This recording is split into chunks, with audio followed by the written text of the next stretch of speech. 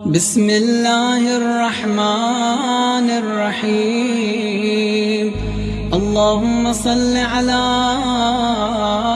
محمد وآل محمد. اعوذ باللہ من الشیطان اللعین الرجیم. بسم اللہ الرحمن الرحیم. الحمد للہ وکفا وسلام علی عبادہ الذین اصطفیٰ. درود بھیجیے محمد علیہ.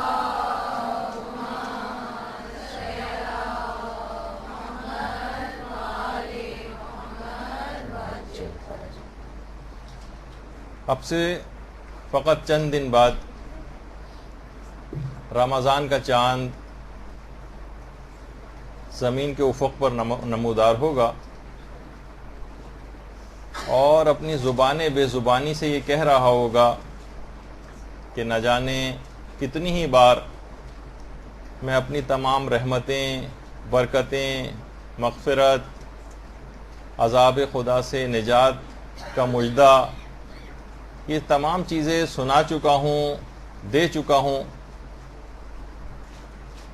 لیکن یہ مومن پھر بھی ویسے ہی گناہوں میں مبتلا اس سال بھی نظر آ رہا ہے.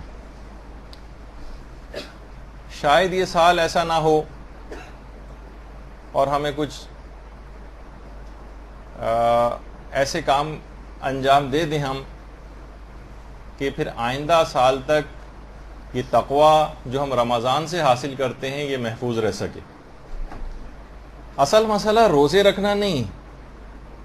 روزے سب رکھ لیں گے، رکھتے رہے ہیں 20 30 40 سال سے روزے، 50 سال سے بھی لوگ روزے رکھ رہے ہیں. اصل مسئلہ یہ ہے کہ رمضان سے جو ہم تقوی حاصل کر چکے ہوتے ہیں وہ سارا کا سارا تقوی یا تو شب عید ضائع ہو جاتا ہے یا وہ سارے کا سارا تقوی آئندہ آنے والے دنوں کے اندر مکمل طور پہ ضائع ہو جاتا ہے. بہت بڑا پرائز بانڈ جس طرح کسی کا نکلا ہے، بہت بڑی انعامی رقم مل تو گئی ہے اس کو، لیکن مثلا چور ڈاکو سے لے کے چلے گئے، اس نے لاپرواہی میں کہیں رکھ دی اور ضائع ہو گئی. کتنا افسوس ہونا چاہیے. جبکہ پروردگار عالم جو غرض و غایت رمضان جو ہے وہ بیان کر رہا ہے کہ لعلکم تتقون، شاید کہ تم متقی اور پرہیزگار ہو جاؤ. ہم یہ دیکھ رہے ہیں کہ ہم رمضان کے روزے سال سے رکھنے کے باوجود آگے بڑھنے کے بجائے پیچھے ہٹتے نظر آ رہے ہیں. علاج جیسا ہوتا جاتا ہے، کامیاب علاج اسے کہا جاتا ہے کہ مریض کے اندر کوئی افاقہ نظر آئے، مریض کی حالت پہلے سے زیادہ بہتر نظر آئے.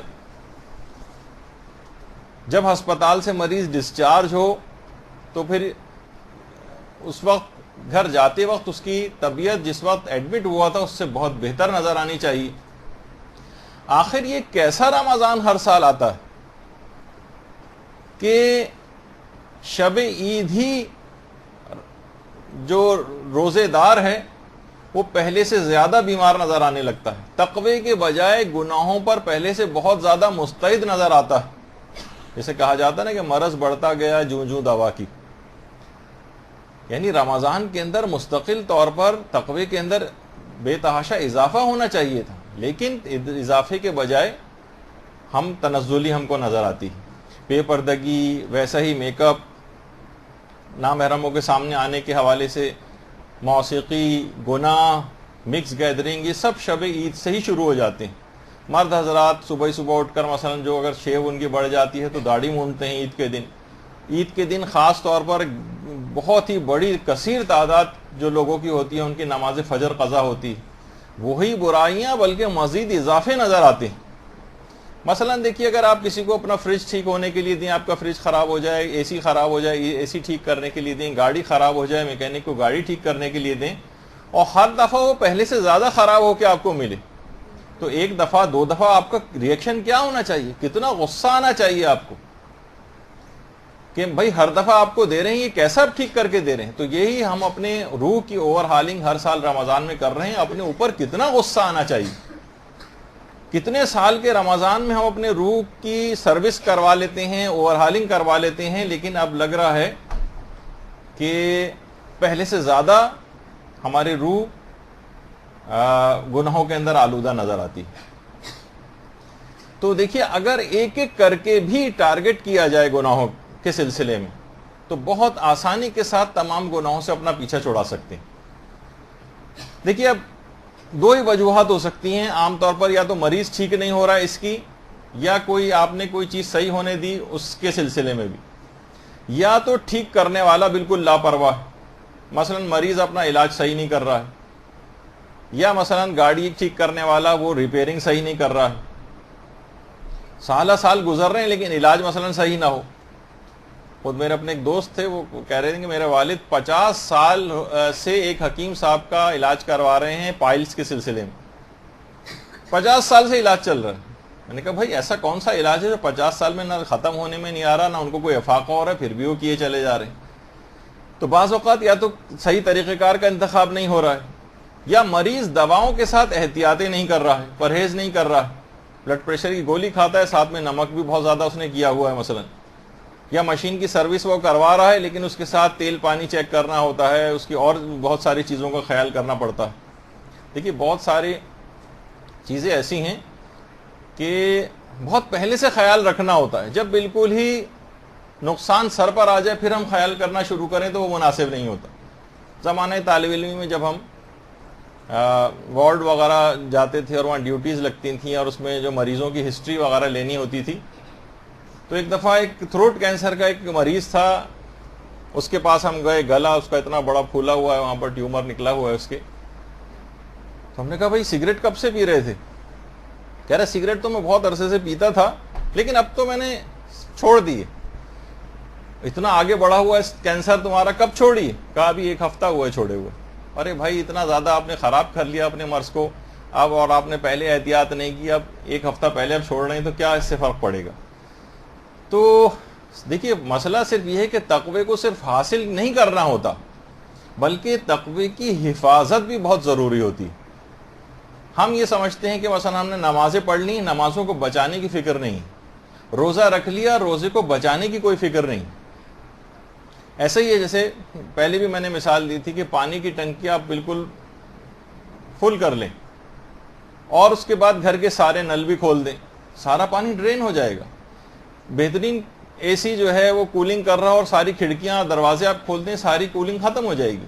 تو تقویٰ بھی ایک ایسی ہی چیز ہے۔ تقویٰ دیکھیے مسلسل رہنے والی چیز نہیں ہے، ہاں حفاظت کریں تو رہ سکتا ہے، ورنہ ایک ہی دن میں تقویٰ کئی مرتبہ آتا ہے اور جاتا ہے، ایک ہی دن میں عدالت ہو سکتا ہے کئی دفعہ آئے اور جائے۔ تو آج ہم کچھ ایسے طریقہ کار کا تذکرہ کریں گے کہ جن کا اہتمام پورے سال اگر رکھا جائے تو رمضان سے حاصل کیا گیا تقویٰ نہ صرف یہ کہ آپ محفوظ کر سکتی ہیں بلکہ اس کو چلا سکتی ہیں آپ اگلے سال تک۔ اگلے سال تک آپ رمضان سے حاصل کیا گیا تقوی کو کوئی شخص چاہے تو اس سے استفادہ کر سکتا۔ دیکھیے سب سے پہلے تو دماغ میں ایک چیز کا ضرور خیال رہنا چاہیے کہ رمضان کے علاوہ بھی اللہ موجود ہے۔ ہمارے ساتھ مسئلہ یہ ہے کہ جس وقت مسجد میں ہوتے ہیں اس وقت اللہ ہوتا ہے، جس وقت مدرسے میں ہوتے ہیں کچھ اللہ کا خیال ہوتا ہے۔ رمضان کے علاوہ بھی اللہ ہے، ایسا نہیں کہ شب عید اللہ تبدیل ہو گیا، معاذ اللہ روز عید تبدیل ہو گیا، آئندہ زندگی میں تبدیل ہو گیا۔ عیسائیوں کی طرح ہمارا نظریہ نہیں ہے کہ بس چرچ کی حد تک مذہب کی پابندی کر لی اور اس کے بعد باہر نکلنے کے بعد ویسی پرانی حالت پر واپس لوٹ گئے، ایسا نہیں۔ دیکھیے آیت اللہ شیخ جعفر شوستری ایک دفعہ یہ ممبر پر گئے اور کہا کہ لوگوں آج میں ایک ایسا نقطہ بیان کرنے جا رہا ہوں تو شاید اس سے پہلے تم نے کبھی نہ سنا ہو۔ لوگ حیران اور متجسس ہو کر سننے لگے۔ کہا کہ دیکھو تم نے اب تک یہ سنا ہے تمام واعظین سے اور علماء سے کہ اللہ کے ساتھ کسی کو شریک نہ کرو، میں کہتا ہوں اللہ کے ساتھ شریک قرار دو۔ مجمع پہ سناٹا چھا گیا، لوگ حیران اور پریشان ہو کے ایک دوسرے کو دیکھنے لگے کہ شیخ جعفر شوستری کیا شرک کی دعوت دے رہے ہیں؟ تو کہا سنو، یہ دل جو ہے یہ حرام خدا ہے، ہزاروں محبتیں تم نے اس دل کے اندر قرار دی ہوئی ہیں، ٹھیک ہے قرار دو، میں اس کو منع نہیں کرتا، ایک محبت اللہ کی بھی قرار دے دو، ایک بہت چھوٹا سا حصہ ہی خواہ کیوں نہ صحیح اللہ کے لیے بھی وقف کر دو اس دل کے اندر، تم نے تو اپنے دل کو مکمل طور پر غیروں کی محبت کے ساتھ بھر رکھا ہے، اس میں اللہ کی محبت تو کسی بھی جگہ نہیں۔ میں یہ نہیں کہتا کہ تم ساری محبتیں نکال دو، سب محبتوں کے ساتھ، مال کی محبت کے ساتھ، اولاد کی محبت کے ساتھ، رشتہ داروں کی محبت کے ساتھ ایک اللہ کی محبت کو اور شریک کر لو، اور دل سے اللہ سے محبت کرو۔ دیکھیے ہمارے ساتھ مسئلہ یہ ہے کہ ہم اللہ سے محبت نہیں کرتے، ڈرتے ہیں، بالکل اسی طرح سے ڈرتے ہیں جیسے ایک ظالم بادشاہ سے ڈرا جاتا ہے، معاذ اللہ۔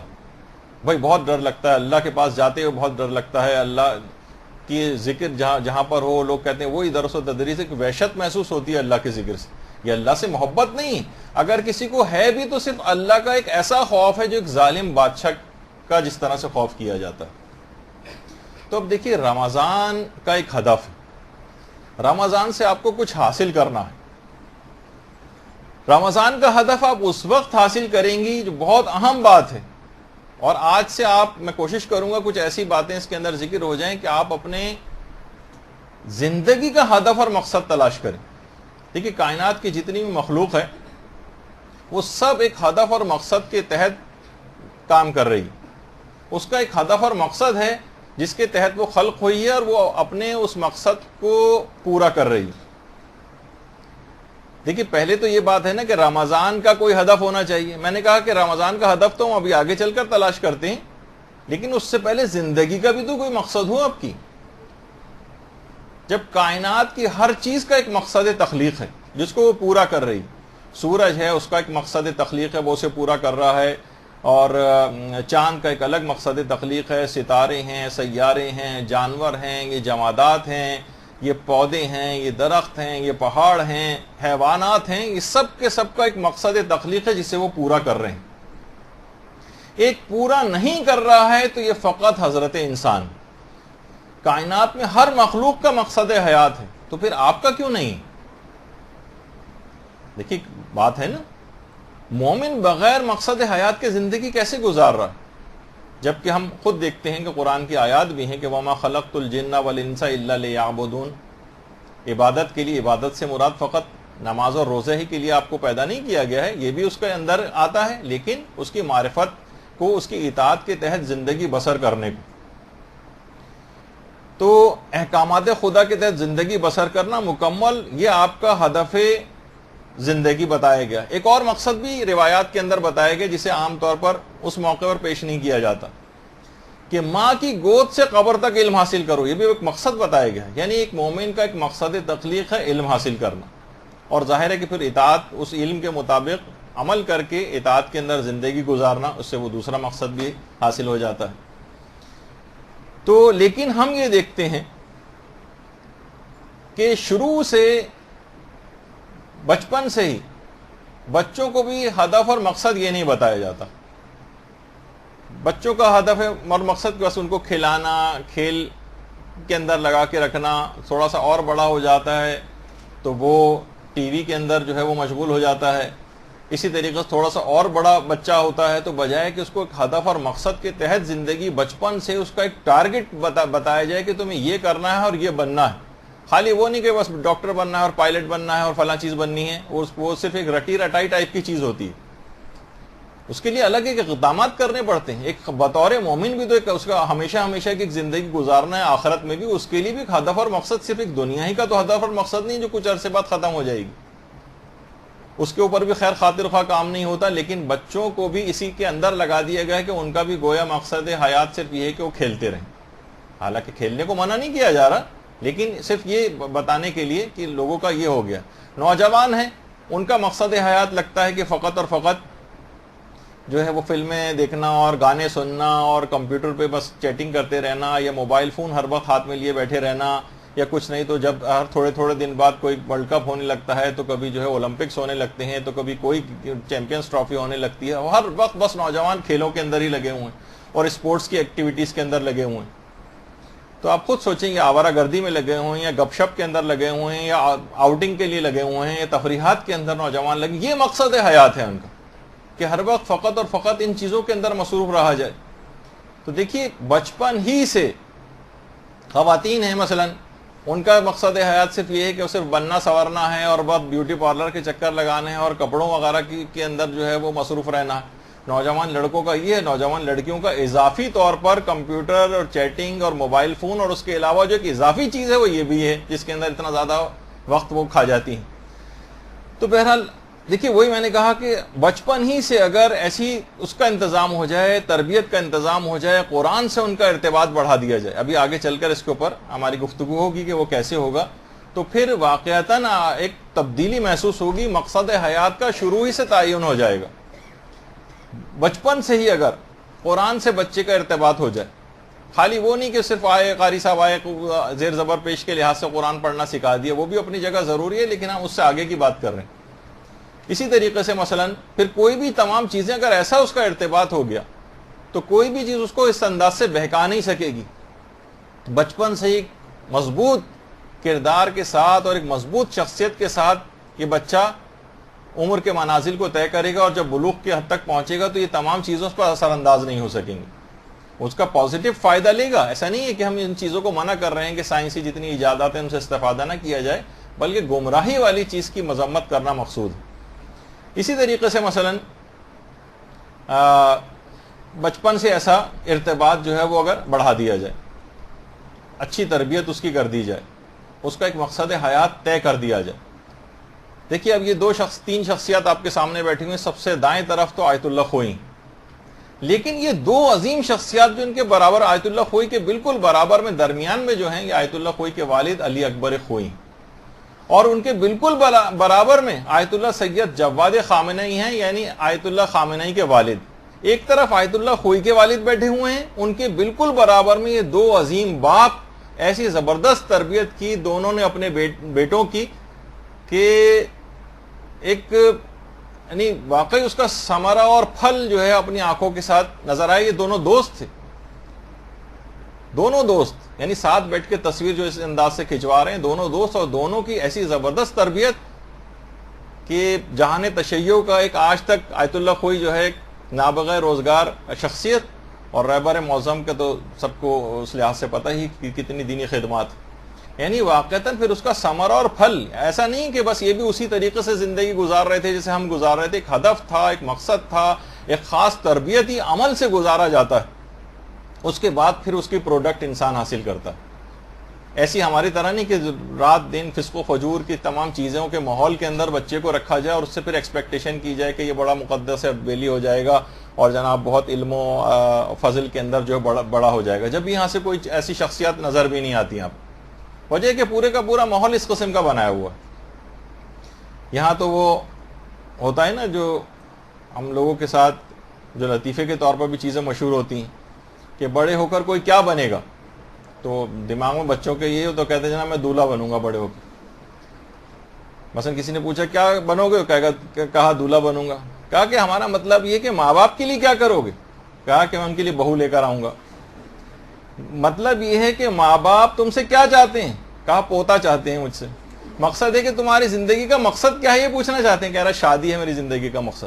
تو چاہے لڑکے ہوں چاہے لڑکیاں ہوں, زندگی کا مقصد فقط یہ ہے کہ کسی طریقے سے شادی ہو جائے, اور دین کہیں پہ بھی مقصد نہیں. یہ تو سب چیزیں دنیا کے اعتبار سے چیزیں ہوتی رہیں, لیکن مقصد کے تحت جسے زندگی گزارنا کہا جاتا ہے کہ الہی مقصد کے تحت, یہ نظر نہیں آتا.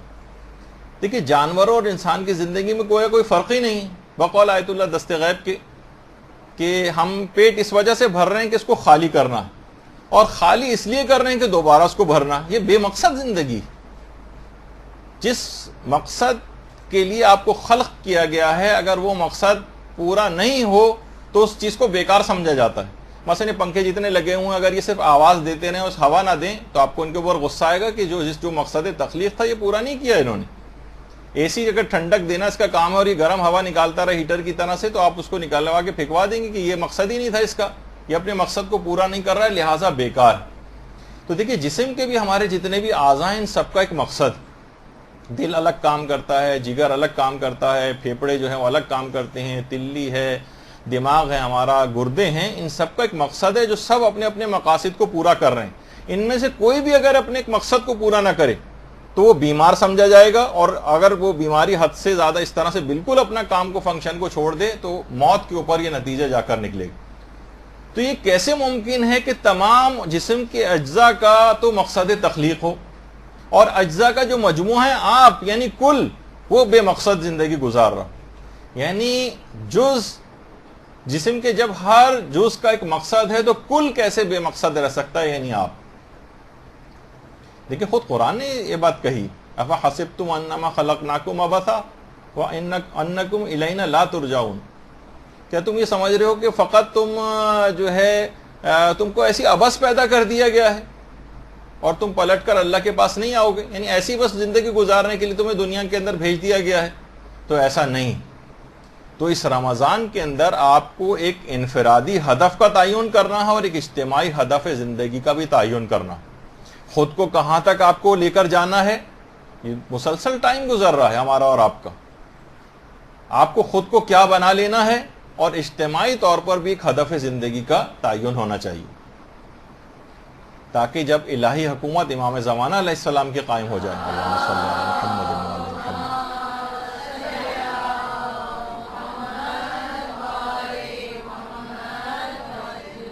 تو کسی صلاحیت کے ساتھ، کسی خدمت کے ساتھ امام کی اس حکومت کے اندر آپ کام آ سکیں۔ دیکھیے، پیغمبر اسلام کا خود ایک مقصد ہے، انما بعثت لاتم مکارم الاخلاق، کہ میں مکارم اخلاق کی تکمیل کے لیے مبعوث ہوا ہوں، بھیجا گیا ہوں، یعنی پیغمبر کا ایک مقصد تخلیق ہے۔ امام حسین علیہ السلام نے اپنا وصیت نامے کے اندر جو مقصد زندگی بیان کیا تھا کہ امر بالمعروف و نہی عن المنکر، وہ امام کا تھا۔ اسی طریقے سے ہمارے امام زمانہ علیہ السلام ہیں، اللہم صلی علی محمد و علی محمد،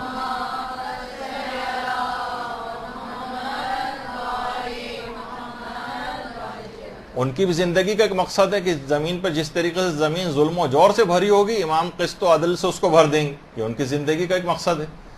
جو آپ نمازیں انجام دے رہی ہیں، ان کا ایک مقصد ہے تاکہ آپ فحش اور بری باتوں سے اپنے آپ کو محفوظ رکھ سکیں۔ یہ جو روزہ ہے، اس کا ایک مقصد ہے تاکہ آپ متقی و پرہیزگار بن سکیں۔ یہ جو زکوٰۃ آپ دیتی ہیں، اس کا ایک مقصد ہے کہ آپ کے مال جو ہے آپ کا پاک ہو جائے۔ غرض جتنے بھی اس طرح کی چیزیں ہیں، ان سب کا ایک ہدف اور مقصد ہے۔ جو آپ اعمال بھی انجام دیتی ہیں تو آپ کو اپنے یہ واقعتاً سب سے پہلی چیز یہ ہے کہ ہدف زندگی کا تعین کریں کہ آپ کے اندر کیا صلاحیت ہے یا چھپی ہوئی صلاحیت ہے، اسے اجاگر کریں، اس کے تحت ایک ایم بنا کر زندگی کو گزاریں۔ یہ زندگی بس آپ کو گزار رہی، اگر ہدف نہیں ہے، بے ہدف ہے، کوئی مقصد حیات نہیں ہے، کوئی ٹارگٹ آپ کو اچیو نہیں کرنا ہے، دنیا کے بھی ٹارگٹ اپنے آپ بنائیں جو بھی کامیابیوں کے سلسلے میں، اور اس طرح آخرت کا بھی ایک ٹارگٹ جہاں ہمیشہ رہنا، اس کو نظر انداز کیوں کر رہے ہیں جبکہ ہمیشہ کی زندگی وہی۔ تو بہرحال جب یہ ہدف زندگی کا ایک تعین ہو جائے گا تو پھر بات آگے بڑھے گی۔ اب کوئی دین کی خدمت کے حوالے سے اگر آپ کو ہدف بنانا ہے وہ بنائیے، کسی اور شعبے کے اعتبار سے ہدف بنانا ہے وہ بنائیے۔ آپ کہیں کہ جناب میں علمی خدمت کرنا چاہتی ہوں، اس کے لیے الگ طریقے سے کام کرنا پڑے گا۔ آپ کہیں میں اپنے مال کو ہدف بناؤں گی، مال کو خرچ کروں گی فلاں فلاں پروجیکٹ میں، اس میں کوئی جسمانی اعتبار سے اپنی کسی صلاحیت کو دینا چاہے وہ کر سکتا ہے۔ مثلا کسی کی ہینڈ رائٹنگ بہت اچھی ہے، وہ جیسے بہت ساری خواتین آپ میں سے خدمات انجام دے رہی تھیں جن کی ہینڈ رائٹنگ بہت اچھی تھی، وہ درس اپنے ہاتھ سے لکھا کرتی تھیں اور پھر فوٹو کاپی۔ بہرحال زندگی ایک مقصد ہے، ایک خدا نے ایک صلاحیت دی، دین کے کام کے لیے استعمال کر رہی تھی۔ کوئی کمپوزنگ بہت اچھا خاتون کرتی ہیں، ابھی بھی بہت سارے لیکچرز آپ کو کچھ خواتین ہیں، آپ نے دیکھا کتنی محنت سے کمپوز کر کے وہ آپ کو دیتی ہیں، بہت بڑی قابل تعریف بات ہے۔ بہرحال اپنی ایک صلاحیت کا استعمال کر رہی ہیں۔ کوئی آرٹسٹ ہے، مثلا کوئی کمپیوٹر کا ماہر ہے، کوئی مثلا ڈریس ڈیزائنر ہے، ہر لحاظ سے آپ کوئی ایسی چیز کر سکتی ہیں کہ مثلا عورتوں کا پردہ بھی اس میں محفوظ ہو جائے، پردے کی کوئی خلاف ورزی بھی نہ ہو، اور اچھا کپڑا بھی پہننے میں اپنا دماغ کو لگائیے، سوچیے کہ کون سی ایسی طریقہ کار میں اختیار کر سکتی ہوں جس سے اسلام کی اس صلاحیت کے تحت آپ اسلام کی کوئی خدمت کر سکیں۔ تو بہرحال یہ چیز ایسی کہ جب یہ ہدف زندگی کا تعین ہو جائے گا تو پھر رمضان کا ہدف کی ہم طرف جو ہے وہ آگے بڑھیں گے۔ اچھا، اب اس کے بعد ابھی جو ہم بات کر رہے تھے کہ رمضان سے کیا حاصل کرنا ہے، تو دیکھیے رمضان کے اندر اگر آپ پورا رمضان ضائع ہو جائے گا، یقین جانیے اگر آپ نے اس دوران اپنے اندر سے کچھ راسخ برائیوں کو اس رمضان میں ختم نہیں کیا۔ اب گاڑی جو ہے سمجھے ورک شاپ کے اوپر آ گئی، اب اسے ٹھیک ہو کر جانا چاہیے، یہ خراب ہو کر کیوں واپس جا رہی ہے؟ 30 دن گاڑی جو ہے وہ میکینک کے پاس کھڑی رہے اور اس کی مسلسل اوور ہالنگ سروس اور سارے اس کے اوپر کام کرتے رہیں, اور جب 30 دن گزر جائیں تو ویسی کہ ویسی خراب واپس جائے. تو لازمی چند برائیوں سے اپنا پیچھا چھڑا لینا ہے, جس میں سے پہلی تو چیز یہ ہے کہ غیبت اس دفعہ کا ہدف بنا لیجیے آپ, کہ میں اس پورے رمضان بھی اور رمضان کے بعد بھی 4 میں برائیوں کا آج کم سے کم آپ کو ٹارگٹ دیتا ہوں, کہ جو اس رمضان کے اندر آپ کو ہدف بنانا ہے کہ میں ان 4 برائیوں کو ہر صورت میں ختم کر دوں گی. ابھی میں بہت بڑی 100 کی گناہ کبیرہ کی فہرست آپ کے سامنے نہیں پیش کر رہا, آپ فقط 4 اہم ترین برائیاں جو الخصوص رمضان میں بھی انجام نہیں دینی ہے آپ نے, اور آئندہ زندگی میں بھی اگر آپ نے اس کو انجام نہیں دیا تو آپ سمجھیے کہ بہت آپ کے لیے, یعنی واقعتاً آپ اپنے تقوی کو محفوظ کر لیں گے, جو ہمارا عنوان ہے کہ ماہ رمضان سے حاصل شدہ تقوی کو محفوظ کیسے کریں. کچھ نیکیاں پیدا کرنی ہیں وہ بھی آپ کو بتاتا ہوں, اس کو کیسے حاصل کریں, اور چند برائیوں سے پیچھا چھڑانا ہے. تو دیکھیے, غیبت سے اپنا پیچھا چھڑانا ہے, غیبت سے. اور ایسی چیز ہے غیبت کہ شیخ عباس قمی اتنے حساس تھے غیبت کے معاملے میں, جن کی آپ مفاتیح الجنان پڑھتی ہیں, کہ کسی میں جرت نہیں ہوتی تھی کہ جہاں شیخ عباس قمی موجود ہوں وہاں پر کوئی غیبت کر سکے, خواہ کتنے ہی مقام کا حامل آدمی ان کے سامنے کیوں نہ بیٹھا ہو, بظاہر کتنے ہی اونچے طبقے سے اس کا تعلق کیوں نہ ہو, کوئی ان کے سامنے غیبت نہیں کر سکتا تھا. اور غیبت اور جھوٹ سے اس قدر علماء فرماتے ہیں کہ اس قدر پرہیز کرتے تھے کہ تصور سے بالا ہے, غیبت اور جھوٹ سے. جب مرض موت میں گرفتار تھے اور انتقال ہونے والا تھا اور تہران کے ایک ہاسپٹل میں تھے, تو ایک عالم دین ان سے ملاقات کے لیے آئے تھے. دیکھا کہ شیخ عباس قمی بہت فکر مند ہیں. کہا کہ آپ کیوں اتنے زیادہ فکر مند نظر آ رہے ہیں؟ کہا کہ میں اپنی بیماری کی وجہ سے فکر مند نہیں ہوں, بلکہ میں ایک دفعہ سفر حج پر گیا تھا, اور دیکھیے بنیادی طور پر شیخ عباس قمی رئیس المحدثین کہلاتے ہیں, محدث تھے. حدیثیں جمع کرنا اور اس کو جو پھیلانا ان کا کام تھا. تو محدثین کا عام طور پر طریقہ کار یہ ہوتا ہے کہ اجازہ روایت لیتے ہیں. تو اتنے زیادہ ماہر تھے حدیثوں کے کہ جتنے بھی غیر شیعہ افراد تھے ان کی حدیثوں کے اوپر بھی بہت مہارت رکھتے تھے. تو کہنے میں سفر حج پر گیا تھا اور وہاں ایک محدث سے حجاز کے اجازہ روایت مجھے لینا تھا, تو میں ان کی خدمت میں جا کر بیٹھا, لیکن انہوں نے کچھ ایسی باتیں, کچھ غلط باتیں کہیں کہ جن کو میں نے وہاں بیٹھ کر سنا, لیکن مجھے آج یہ افسوس ہو رہا ہے کہ میں نے فوری طور پر ان کی باتوں کو کاؤنٹر کیوں نہیں کیا اور مجھے ان کو روکنا چاہیے تھا. حالانکہ اپنا بھی کوئی عمل نہیں تھا, ان کے نظریے کے حامل اور ان کے مذہب کے پیروکار بھی نہیں تھے کہ بہت زیادہ امر بالمعروف واجب ہوتا, لیکن ان کی فطرت اتنی زیادہ سلیم تھی شیخ عباس قمی کی کہ وہ کہتے ہیں کہ مجھے اس وقت بولنا چاہیے تھا. میں نے مرض موت میں تقریباً حالت احتضار جیسی کیفیت ہے, اس کے اندر یہ بات بیان کر رہے ہیں شیخ عباس قمی کہ مجھے آج یہ افسوس ہو رہا ہے کہ میں نے اس موقع پر کیوں آخر ان کو نہیں روکا تھا. تو اندازہ لگائی, کہہ رہے ہیں کہ جس اعتبار سے غیبت سے بچتے تھے تصور سے بالا. اسی طریقے سے امام خمینی بھی اول جوانی سے, یہ جو الٹے ہاتھ پہ امام خمینی, جوانی کے بالکل ابتدائی دور سے اس حد تک غیبت سے پرہیز کرتے تھے کہ جب کبھی ظاہر لوگوں کے ساتھ بیٹھتے تھے, سوشل آدمی بھی تھے, تو کوئی عموماً یہ ہوتا ہے کہ غیبت سننی بھی پڑ جاتی ہیں لوگوں کی, تو جب کوئی غیبت کرتا تھا تو فوراً اس کی مناسب توجہ پیش کر دیتے تھے کہ یوں نہیں کہا ہوگا, یوں کہا ہوگا, ایسا نہیں ہوگا بلکہ ایسا ہوگا. تو کبھی بھی سننا برداشت نہیں کرتے تھے اور باتوں کا رخ بدل دیا کرتے تھے. فوری طور پر اگر کسی نے اس طرح کی کوئی بات کی, فوراً امر بالمعروف کرتے تھے اور باتوں کا رخ جو ہے وہ کسی اور طرف کر دیتے تھے کہ وہ بات ہی ختم ہو جائے. تو اس کو آپ کو ٹارگٹ بنانا ہے کہ کسی بھی طریقے سے آپ کوشش کر کے وہ سن لیجیے گا, جس میں ہم نے طریقہ کار بھی بیان کیے ہیں, غیبت سے کیسے اپنا پیچھا چھڑایا جائے. باقاعدہ اس موضوع پہ آپ تقریباً سب کے درس بھی ہو چکے ہیں, ان کو ایک دفعہ اور سن لیجیے گا. لیکن ایک ٹارگٹ اور ہدف بنائیں کہ اس رمضان سے بس آئندہ سے اس برائی سے میں اپنا پیچھا چھڑا رہی ہوں. اگر بہت ہی ایسی ہلکا سا دل میں خیال ایک خواہش سے پیدا ہو رہی ہے اور عملی اقدام کچھ نہیں کیا تو ایسے 100 رمضان آئیں گے اور جائیں گے اور روحانی اعتبار سے وہیں کے وہیں رہیں گے اور لعلکم تتقون جو مقصد روزہ تھا وہ کبھی پورا نہیں ہو سکے گا. تو یہ اس کا اگر آپ نے اسی رمضان سے ہدف مقرر نہیں کیا. دوسری چیز جس سے آپ کو پیچھا چھڑانا ہے 4 برائیوں میں سے علی الخصوص جھوٹ سے. دیکھیے جھوٹ اور بہتان، قرآن کی آیات میں یہ بات کہی گئی کہ گویا وہ شخص آیات الہی پر ایمان ہی نہیں رکھتا ہے جو کہ جھوٹ بولتا ہے اور بہتان باندھتا ہے. پیغمبر اسلام ختمی مرتبت صلی اللہ علیہ وآلہ وسلم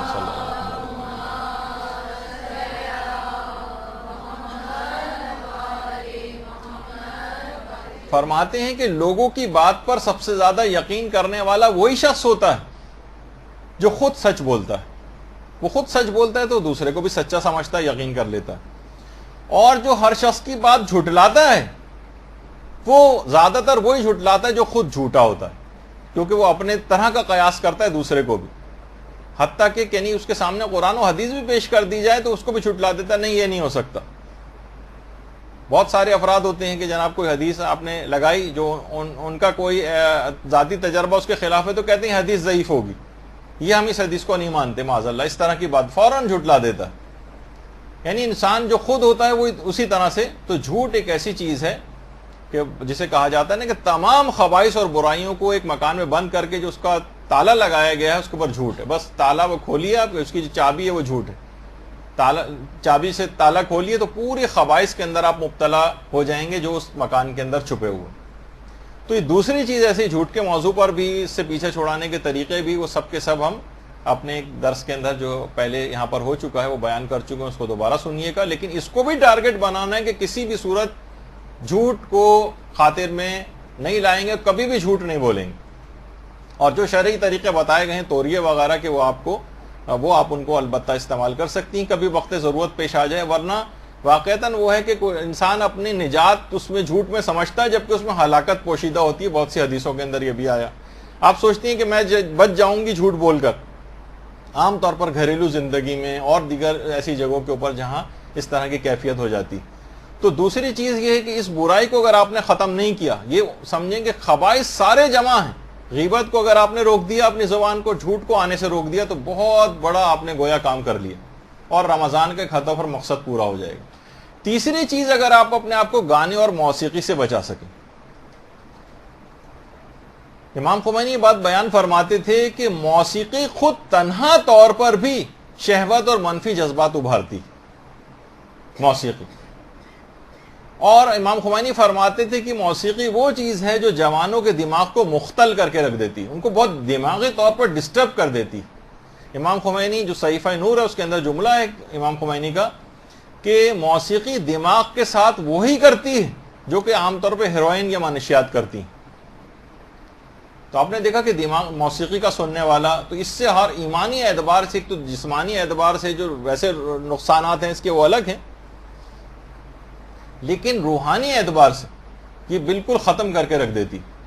یہ تیسرا اس کو ٹارگٹ کرنا کہ موسیقی زیادہ تر اوقات میں کوشش کریں کہ ٹی وی کے اوپر آپ کنٹرول کریں.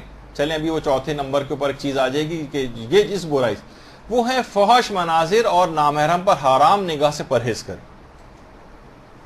اس کے اندر سارے ڈرامے بھی شامل ہیں.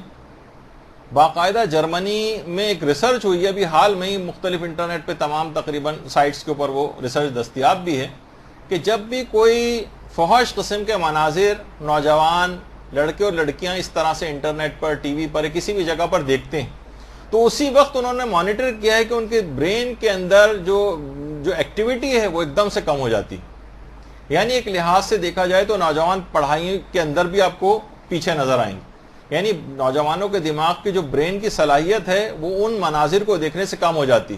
پڑھائی کے اندر بھی یہ نوجوان پیچھے ہو جائیں گے، بہت سارے حوالے سے زندگی کی تمام چیزوں کے اندر پیچھے نظر آئیں گے. اور جیسے کہ آج کل نگاہ میں آ رہا ہے کہ اس طرح سے لوگ اس میں مبتلا ہو رہے ہیں.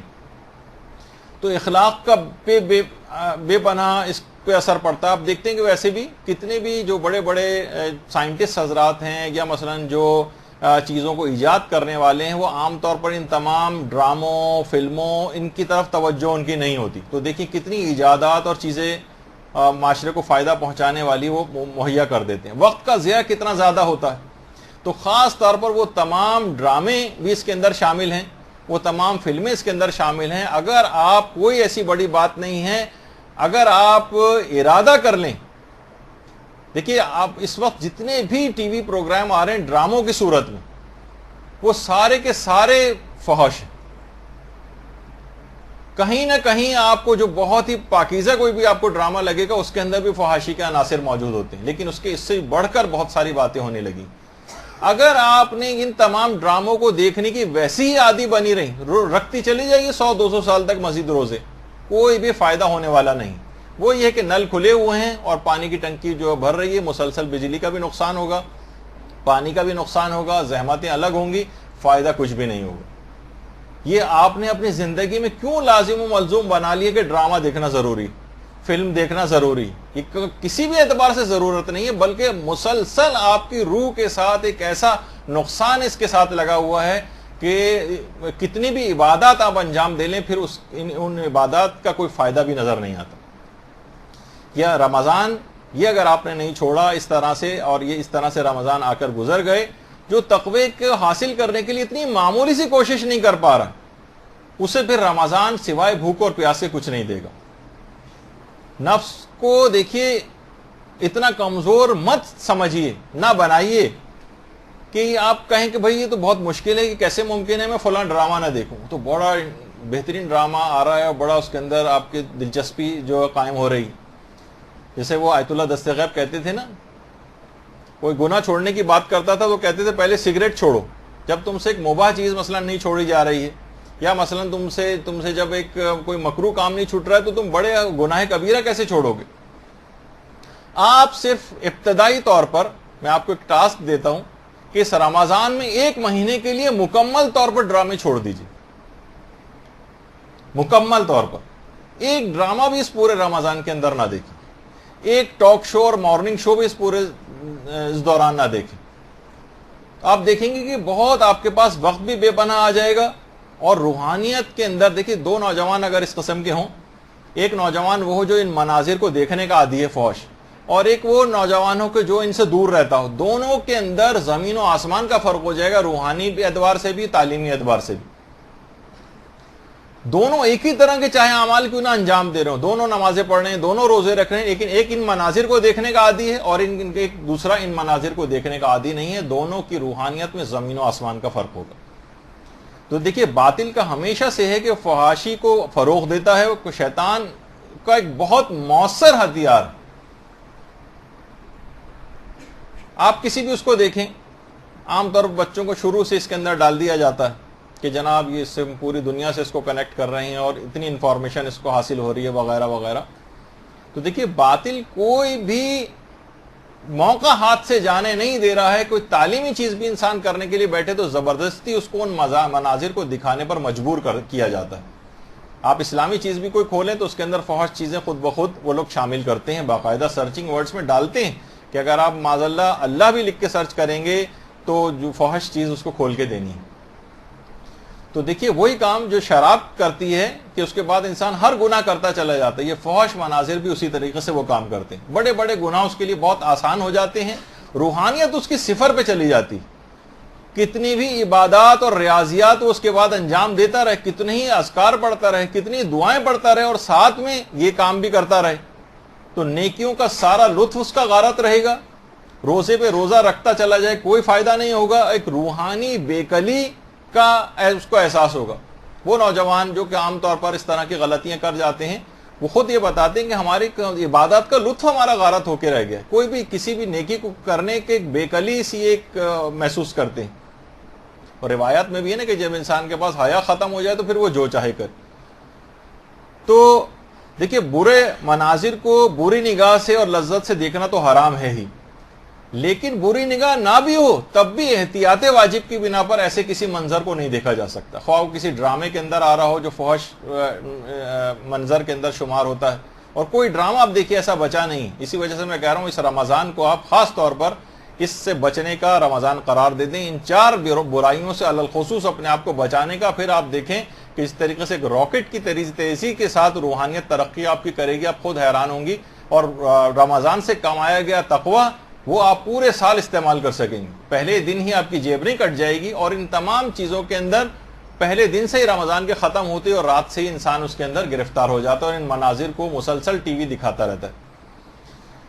حتیٰ کہ تصورات اور سوچ کے حوالے سے بھی احتیاط واجب کے طور پر کسی بھی اس قسم کے منظر کو سوچنا شہوت انگیز، یہ بھی کچھ فقہاء نے حرام قرار دیا۔ تو دیکھیے یہ مناظر چاہے ٹی وی پر ہوں، کمپیوٹر پہ ہوں، کسی بھی طور پر ہوں، ان کو آنکھوں کا زنا جو ہے قرار دیا جاتا ہے۔ ٹی وی پہ جتنی بھی خواتین آتی ہیں ان کے لباس کس طرح کے ہیں، وہ مناظر کس طرح سے اس کے اندر آتے ہیں، فحاشی کے اندر یہ سب چیزیں شامل ہیں۔ لیکن افسوس یہ ہے کہ ان چیزوں کو اب سمجھا نہیں جاتا، کہ کوئی برا بھی نہیں سمجھتا ہے۔ دیکھیے انسان صاحب ارادہ ہے، وہ قادر ہے جس چیز کو چاہے دیکھے، جس چیز کو چاہے نہ دیکھے۔ آپ دیکھتی ہیں کہ آپ جب کبھی سامنے دیکھ رہی ہوتی ہیں تو اگرچہ آپ کی فیلڈ آف ویژن جو ہے جس میں آپ دیکھ رہی ہیں اس کے اندر ناک آپ کی آتی، لیکن آپ کا ارادہ کیونکہ ناک کو دیکھنے کا نہیں ہوتا تو ناک کو دماغ اوجھل کر دیتا ہے آپ کی آنکھوں کے سامنے سے۔ ابھی آپ تجربہ کر کے دیکھ لیں، ناک بیچ میں آ رہی، جب تک آپ ناک کو فوکس نہیں کریں گی جب تک ناک نظر نہیں آئے گی، لیکن کیونکہ آپ کسی اور چیز کو فوکس کر رہی ہیں تو دماغ نے ناک کو اوجھل کر دیا آپ کی نگاہوں سے۔ تو اسی طریقے سے انسان کی قوت ارادی ایسی ہے کہ وہ چاہے تو کوئی سی بھی چیز چاہے تو آپ کی نگاہوں سے اوجھل کر دے۔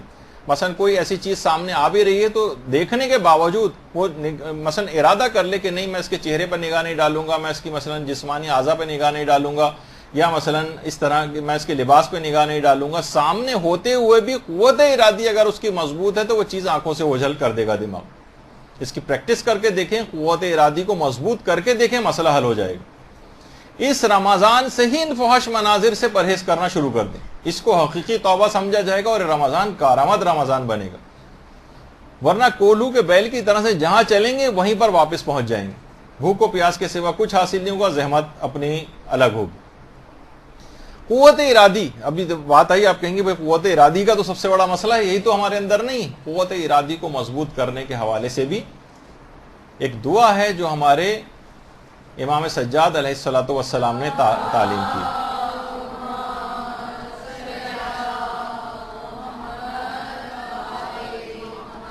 کہ جب چاہیں آپ اپنی قوت ارادی کے تحت اپنی آنکھوں کو بند بھی کر سکتے ہیں۔ یعنی مثلا کہنے کا یہ کہ قوت ارادی ایسا جیسے کوئی حرام منظر آنکھ خود بخود اس کو دیکھنے سے قاصر ہو جائے، آپ اس کو نہ دیکھیں، ایسے حالات آپ کے لیے پیدا ہو جائیں۔ تو امام سے منسوب ایک طریقہ ہے، امام فرماتے ہیں کہ اگر سورہ توبہ کی آیت نمبر 119 اگر پڑھے، یا ایھا الذین آمنوا اتقوا اللہ وکونوا مع الصادقین، سورہ توبہ کی آیت نمبر 119، اس آیت کو پڑھنے کے بعد، یہ اگر آپ ہر نماز کے بعد اس کا طریقہ کار بنا لیں، اگر کتنی چھوٹی سی ایک آیت ہے، اتنی چھوٹی سی آیت 119 اور اس آیت کو پڑھنے کے بعد اس دعا کو پڑھے، اگر اللہم ارفعنی فی اعلی درجات، یہ دو چیزیں مل گئی آپس میں، فی اعلی درجات ہذہ الندبہ وأعنی بعزم الارادہ، کہ اے اللہ اس دعا، یعنی دیکھیے اب آپ پروردگار عالم سے دعا کر رہی ہیں کہ اس دعا اور مناجات کے نتیجے میں مجھے اعلیٰ درجات عطا فرما اور مضبوط ارادے کے ذریعے میری مدد فرما۔ امام فرماتے ہیں صرف ایک لائن کی اگر یہ دعا اس آیت کو پڑھنے کے بعد پڑھ لی جائے تو قوت ارادی بہت قوی ہو جائے گی، اس کا عزم اور ارادہ ٹوٹنے نہیں پائے گا۔ ابھی تو آپ دیکھیے بیٹھ کے آپ عزم و ارادہ کر رہی ہیں نا، لیکن یہ ارادہ ٹوٹ جاتا ہے۔ ارادوں کو ٹوٹنے سے کیسے بچائیں؟ دعا سے مدد لیں۔ ایک تو یہ دعا ہے، اور اس کو ہر نماز کے بعد اس دعا کو پڑھ لیں۔ دیکھیے کہا جاتا ہے، یہ تو آپ کو الگ سے بھی مل جائے گی اور آپ بعد میں بھی لے لیجئے گا، جو آپ کے مضبوط ارادہ ہے نا، اس کے کچھ دشمن مضبوط ارادہ جو آپ کا مضبوط ارادہ بننے ہی نہیں دیتے، یہ دشمن ہے۔ تقریباً 8 ایسے دشمن سمجھے جاتے ہیں مضبوط ارادے کے. پہلی تو چیز ہے زیادہ کھانا. حقیقت یہ کہ زیادہ کھانے والا ہر وقت جو کھانے کی اس انداز کی شہوت میں مبتلا ہو اس کے ارادے کمزور ہوتے ہیں. دوسرا ہے زیادہ سونے والا, اس کا ارادہ بھی کمزور ہوتا ہے. ظاہر سونے کی محبت زیادہ ہے, 8-8 10-10 12-12 گھنٹے مثلا اگر کوئی سو رہا ہے تو جو کوئی عزم بھی کرے گا تو کمزور سا ہوگا, زیادہ توجہ اس کی سونے پر مرکوز رہے گی. تیسری چیز ہے زیادہ بولنے والا, اس کا عزم اور ارادہ بھی کمزور ہوتا ہے. چوتھی چیز ہے راحت طلبی, عیش آرام, یہ اگر کوئی پسند کر رہا ہے اس کا ارادہ بھی کمزور ہوگا. برے دوست, یہ کوئی کوشش کرے گا بھی گناہوں سے بچنے کی تو برے دوست اس میں مبتلا کر دیں گے, مجبور کریں گے کہ آپ اس برائی کا ارتکاب کر لیں. برے دوست یہ عزم و ارادے کو کمزور کرنے والے.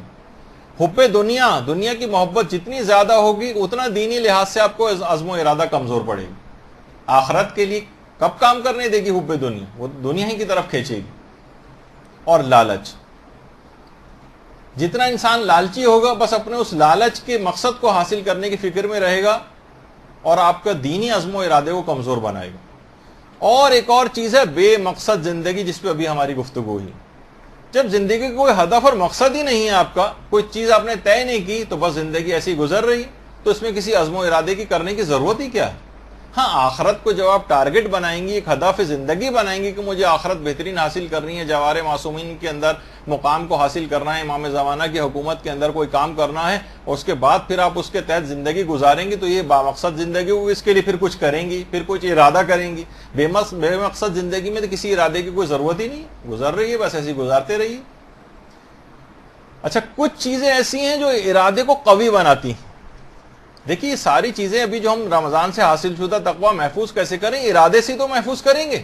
پہلے ہمیں معلوم ہو کہ ارادے کے دشمن کون سے ہیں, ان کو بھی کنٹرول کرنا پڑے گا کہ وہ کہیں اندر سے کمزور نہ کر دیں. اور کچھ چیزیں ایسی ہیں جو ارادے کو قوی بناتی, 5-6 چیزیں جو ارادے کو قوی بناتی. نظم و ضبط اور ٹائم ٹیبل کی پابندی ارادے کو قوی بناتی. آپ کا ایک ٹارگٹ ہوتا ہے, آپ اپنی ڈائری مینٹین کرتی ہیں, روزانہ کام جو تھنگس ٹو ڈو اور یہ سب چیزیں آپ لکھتی ہیں کہ آج مجھے کیا کرنا ہے. ایک ٹارگٹ ہوتا ہے, آپ کے سامنے ایک ہدف ہوتا ہے, آئندہ دنوں کا ہدف ہوتا ہے.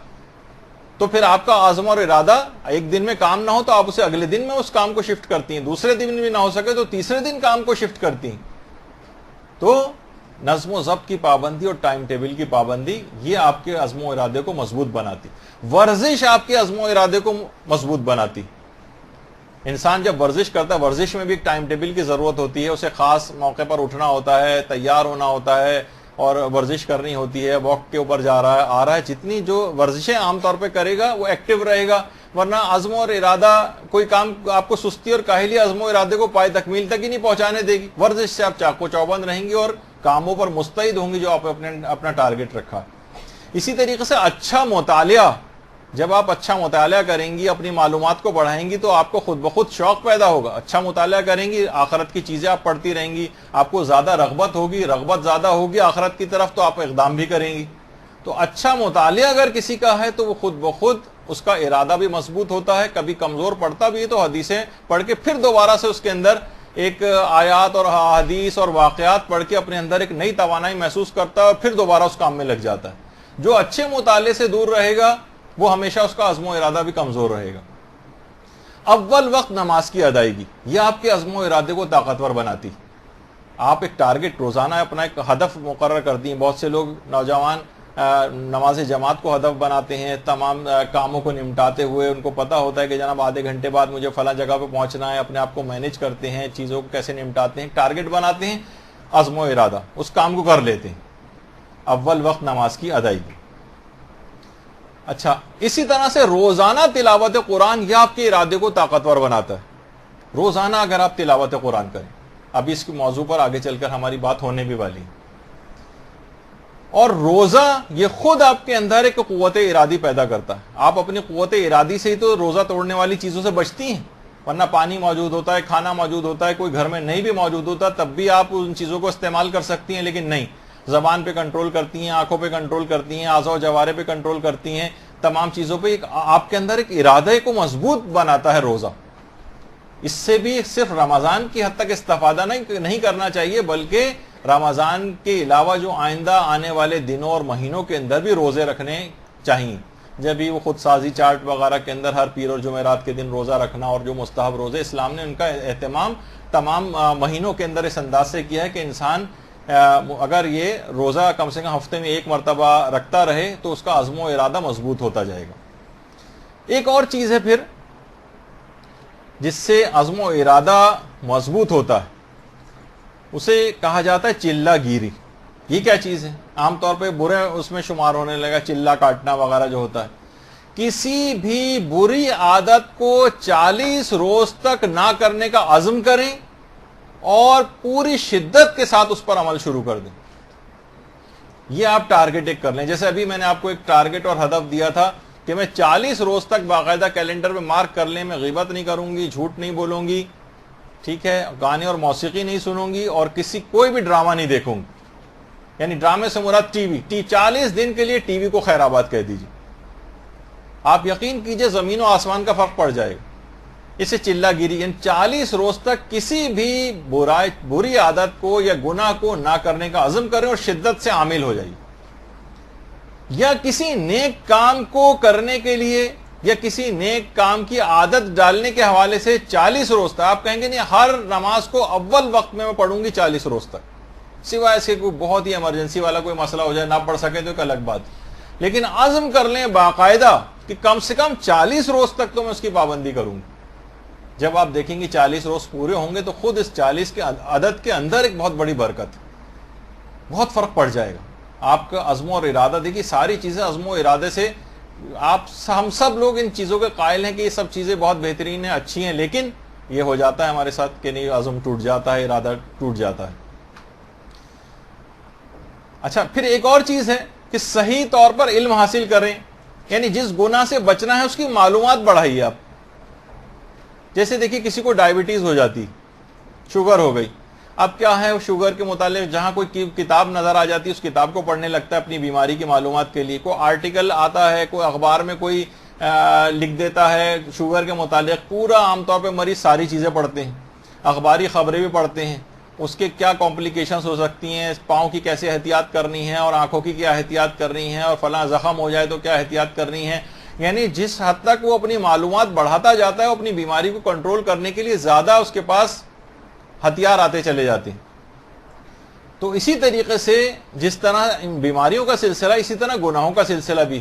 یعنی اگر آپ اس گناہ کے متعلق معلومات اپنی بڑھائیں، مثلا اس کے عواقب پڑھیں، اس کے نتائج پڑھیں، قرآن و حدیث میں کیا کہا گیا اس گناہ کے متعلق، اس کے کیا نقصانات بیان کیے گئے ہیں، دنیاوی کیا نقصانات ہیں، آخرت کے کیا نقصانات ہیں، ان کو آپ سرچ کیجئے. کبھی جو برائی اور گناہ آپ کو اپنے اندر نظر آ رہا ہے، اگر آپ واقعتاً اس کے پیچھے لگ جائیں، اس کے متعلق معلومات لینے لگیں کہ میں اس سے پیچھا کیسے چھوڑاؤں، علماء نے کیا کہا ہے، کچھ کتابیں پوچھیے، انٹرنیٹ پہ سرچ کریں، آپ کو پھر آپ کو خود بخود جب معلومات آپ کی وسیع ہوں گی تو آپ بچیں گے. ارے یہ نقصان ہے، یہ نقصان ہے، یہ نقصان ہے، اچھا اس میں مجھے شفاعت رسول اللہ کی نہیں ملے گی، اچھا میرے ساتھ یہ ہوگا، عذاب جہنم میں اتنا زیادہ برداشت کرنا پڑے گا. اب انسان علم حاصل ہوا، اس کے متعلق معلومات اس نے بڑھائیں تو خود بخود آپ کا عزم و ارادہ مضبوط ہوگا معلومات حاصل ہونے کی وجہ سے کہ میں اس گناہ کو نہ کروں.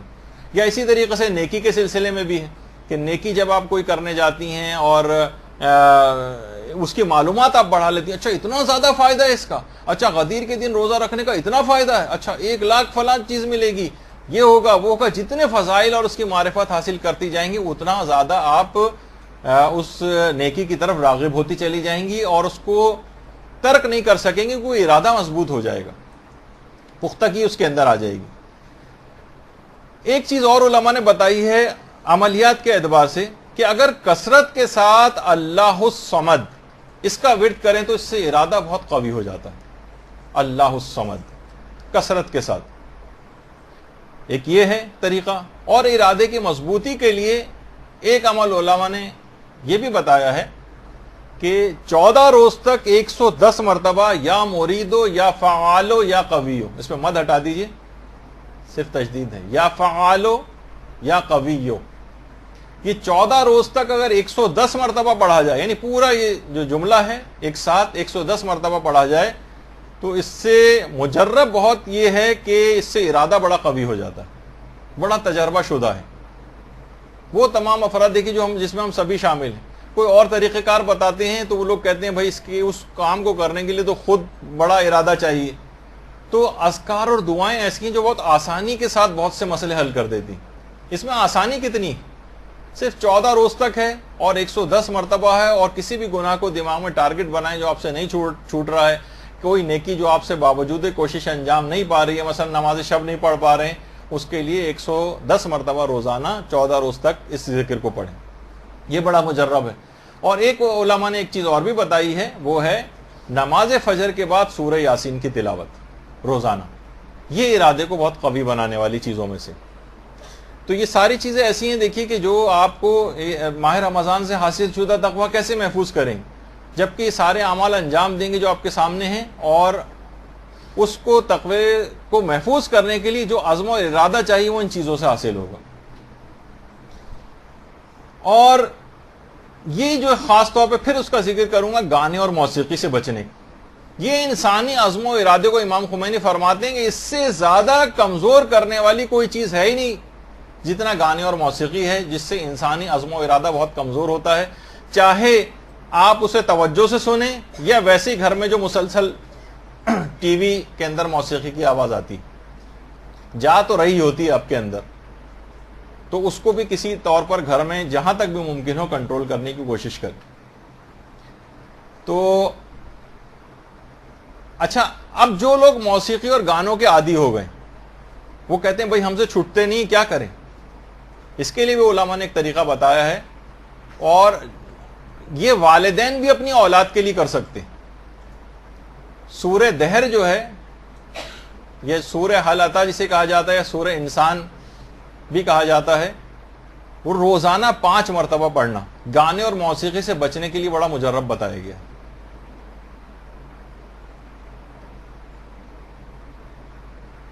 گانے اور موسیقی سے بچنے کے لیے. تو بہرحال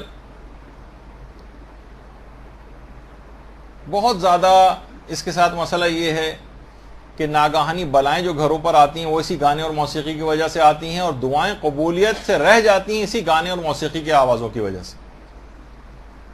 تو ان 4 گناہوں کو آپ نے, جن کا بھی آپ نے سنا کہ ان سے علی الخصوص اپنا پیچھا لازمی طور پر اس رمضان میں چھڑا لیجئے. اس سے بہتر موقع کوئی آپ کے پاس آنے والا نہیں. اس میں ہر کام آپ چاہیں کر سکتی ہیں, اس رمضان سے فائدہ اٹھا لیجئے, ورنہ یہ آئے گا گزر جائے گا, نہ معلوم اگر رمضان ملے نہ ملے. اور ان صفات بد کے ساتھ پروردگار کے دربار میں حاضری سے جو ہے انسان کا دل ٹکڑے ٹکڑے ہو جانا چاہیے کہ ان برائیوں کو لے کر پروردگار کے پاس پہنچے. اچھا, اب کچھ آپ کو صفات نیک اور اخلاق اپنے اندر اس رمضان میں پیدا کر لینی. وہ اگر آپ پیدا کر لیں اور اس کو آپ کرتی رہیں, یہ بھی کوئی زیادہ نہیں ہے, بہت آسان سی آپ کو بتاؤں گا, اس سے پورے رمضان میں جو آپ نے تقوی حاصل کیا ہے بہت محفوظ ہو جائے گا. ان میں پہلی ہے کم سے کم 50 آیات قرآنی کی روزانہ تلاوت. 50. کوشش کر لیں کہ جیبی سائز کا یا چھوٹا قرآن ایک اپنے پاس جو ہر وقت ہینڈی رہ سکے. ایک ہوتا ہے وہ بڑا قرآن, وہ جزدان میں ہوتا ہے, جزدان کسی اونچی جگہ کے اوپر رکھا ہوتا ہے, اسے اتارنا, پھر وہی سستی اور کاہلی جو ہمارا فطرت ثانیہ بن چکی ہے ہم سب کی, کون اتارے اور پڑھے نکال کر گرد وغیرہ معاذ اللہ اس کی جھاڑ کر. تو یہ والا مسئلہ اس کے ساتھ ہوتا ہے کہ کیسا جیبی قرآن ہر وقت آپ کے سائڈ ٹیبل کے اوپر رکھا رہے, جہاں آپ لیٹتی بیٹھتی زیادہ ہیں, ہر وقت آپ کے ایکسس میں رہے, اور جب موقع ملے فوراً بیٹھی کھولا آپ نے اور ایک صفحہ پڑھ لیا اس کا. کم سے کم 50 آیتوں کو تو روزانہ ٹارگٹ کریں. 50 آیتیں. آیت اللہ علی آقا قاضی, ان کے پاس کتنے بڑے بڑے علماء دستور العمل کے لیے آتے تھے. علامہ محمد حسین طباطبائی کے جو بھائی تھے سید حسن الہی طباطبائی, یہ خود بڑے عرفاء میں ان کا شمار ہوتا تھا, اور کسی بھی طور پر علامہ سے کم نہیں تھے علم کے اندر. انہوں نے خود دستور العمل کے لیے آیت اللہ علی آقا قاضی کے پاس گئے, نہیں بلکہ انہوں نے خط لکھا کہ مجھے کوئی دستور العمل آپ کہ میں کیا عمل کروں, مجھے کیسے, عالم ہونے کے باوجود عرفاء سے دستور العمل لینا اپنے بزرگ علماء سے, یہ علماء کا طریقہ کار رہا ہے. تو آیت اللہ علی آقا قاضی نے ان کو خط میں لکھا کہ دستور العمل تمہارا قرآن مجید. قرآن, ہم سوچتے ہیں اچھا قرآن ہر بیماری, فرماتے ہیں اس میں لکھا انہوں نے کہ ہر بیماری کی دوا ہے اور ہر بیماری کی شفا اس قرآن کے اندر. اور مخلصین کی آنکھوں کی ٹھنڈک ہے قرآن. البتہ فرماتے تھے کہ خاص طور پر قرآن کی جو حسن صورت ہے اور آداب ہے تلاوت میں، اس کا خیال ضرور رکھنا. صحیح قرات اس کی ہو، صحیح مخارج ہوں، اس کے اندر غلطیاں نہ ہوں. اور کہتے تھے آداب کا خیال، تلاوت قرآن کے خاص آداب ہیں، ان کا خیال رکھنا چاہیے. خاص طور پر راتوں میں تلاوت قرآن کو ترک نہیں کرنا چاہیے رات کے وقت. اور آپ ہی کے ایک شاگرد تھے محمد علی بروجردی، وہ فرماتے ہیں کہ اس حد تک آیت اللہ علی آقا قاضی قرآن سے اتنا ارتباط رکھتے تھے کہ قرآن سے کبھی جدا ہی نہیں ہوتے تھے. فرماتے تھے کہ ہم آخری عمر میں بھی دیکھتے تھے کہ جب آخری عمر کا حصہ چل رہا تھا، اپنی جو نمازیں پڑھنے کے بعد، واجبات کو انجام دینے کے بعد، روزے رکھنے کے بعد، یعنی جتنے بھی اس طرح کی ضروری چیزیں، ان کو کاموں کو کرنے کے بعد ہر وقت ہمیں تلاوت قرآن کرتے نظر آتے تھے. ہر وقت تلاوت قرآن. آپ ہی کے بیٹے تھے سید حسن قاضی طباطبائی، وہ فرماتے تھے کہ صبح کو قرات قرآن شروع کرتے تھے صبح کے وقت علی الخصوص، اور صحیح قرات سے کرنے پہ بڑا زور دیتے تھے، اور کہتے تھے غلط قرات کے ساتھ پڑھنا قرآن کو یہ سخت بے ادبی. اور دیکھیے بہت ساری چیزیں ایسی جب قرآن کے سلسلے میں یا دعاؤں کے سلسلے میں ہم کبھی بتانی پڑ جاتی ہیں، اکثر لوگ جو ہے وہ بڑے ناراض ہو جاتے ہیں کہ بھائی یہ کیا بات ہوئی، یہ تو میڈیکل سائنس کا کام ہے، آپ نے قرآن سے ہر ایک کو جو ہے نا دوائیں بھی بتانے لگے ہیں اور بیماریوں کے علاج بتانے لگے. آیت اللہ شیخ جعفر شستری، ان کا بیٹا اچانک سے کسی بیماری کی وجہ سے نابینا ہو گیا، بالکل بینائی چلی گئی. بہت سی میڈیکل کنڈیشنز ایسی ہوتی ہیں کہ بینائی دماغی کچھ ہوتی ہیں جس میں ایک دم سے بینائی چلی جاتی. آیت اللہ شیخ جعفر شستری نے کہا اس کو میرے پاس لے آؤ. چہرے پر ہاتھ رکھا بیٹے کے اور سورہ الحمد پڑھنی شروع کی. بچہ کہتا ہے جیسے جیسے سورہ الحمد آگے بڑھتی جا رہی تھی میری بینائی واپس آ رہی تھی، یہاں تک کہ علیہم ولاضالین پہ جب سورہ ختم ہوا مکمل بینائی واپس آ گئی.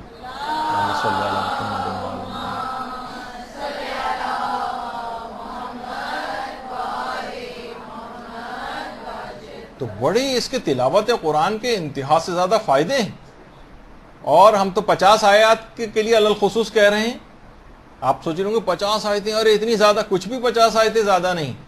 آیت اللہ سید عبد الکریم کشمیری یہ اپنے شاگردوں کو ہر 40 روز میں ایک ختم قرآن کی تاکید کرتے تھے. یہ سمجھیں، آپ بھی سوچیں کہ آیت اللہ سید عبد الکریم کشمیری آپ کو بھی بتا رہے ہیں. ابتدائی جو طالب علم ہوتے تھے ان کو کہتے تھے 40 روز میں کم سے کم ایک مرتبہ قرآن ختم ہو جانا چاہیے اگر تم واقعی کچھ اپنے روحانی طور پر کچھ بڑے بننا چاہتے ہو. 40 روز. اور جو خاص شاگرد تھے ان کو 3 دن میں ختم قرآن کرنے کو کہتے تھے، خاص شاگردوں کے لیے. ظاہر ہے جو سینئر ہو گئے ہیں اور بڑے مرتبہ کو حاصل کر لیا ہے، اور اگر کوئی شاگرد 3 دن میں ختم قرآن نہیں کر پاتا تھا خاص شاگردوں میں سے، اسے سخت سست کہا کرتے تھے. کہتے تھے تم بہت سست ہو گئے، تم روحانی اعتبار سے یعنی پیچھے چلے جاؤ گے. لیکن ابتدائی طالب علموں کو ہر 40 روز میں ایک ختم قرآن کا کہتے تھے. آیت اللہ بروجردی آدھے قرآن کے حافظ آیت اللہ بروجردی تھے. کہتے تھے کہ خود حفظ کے متعلق، جو آپ کو بھی پچھلے جو لیکچرز ہوئے تھے اس کے اندر بھی میں نے ایک چیز بتائی تھی کہ کچھ نہ کچھ سورہ روزانہ حفظ کرنے کی کوشش کریں، چند آیات ہی کیوں نہ صحیح. حفظ جو آپ کے دماغ کو ایسی جلا اور نمو بخشیں گی. تو آدھے قرآن کے تو حافظ تھے. کہتے تھے حفظ قرآن توشہ آخرت، اور کتنا افسوس ہے اس انسان پر جو آخرت میں بغیر توشہ دنیا سے لیے چلا جائے.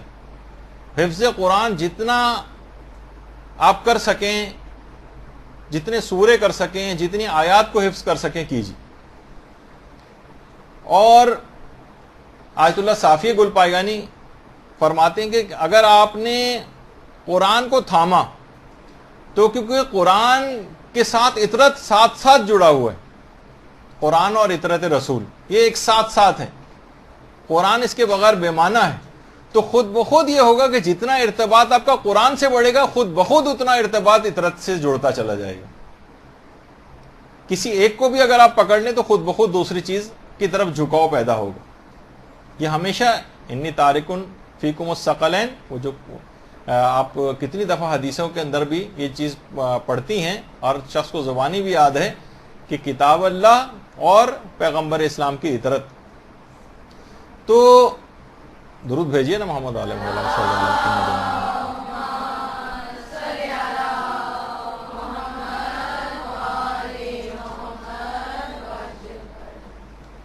تو جتنا اس سے ارتباط آپ کا بڑھتا چلا جائے گا، فرماتے تھے کہ اتنا ہی محمد و آل محمد علیہ السلام سے بھی ارتباط بڑھے گا.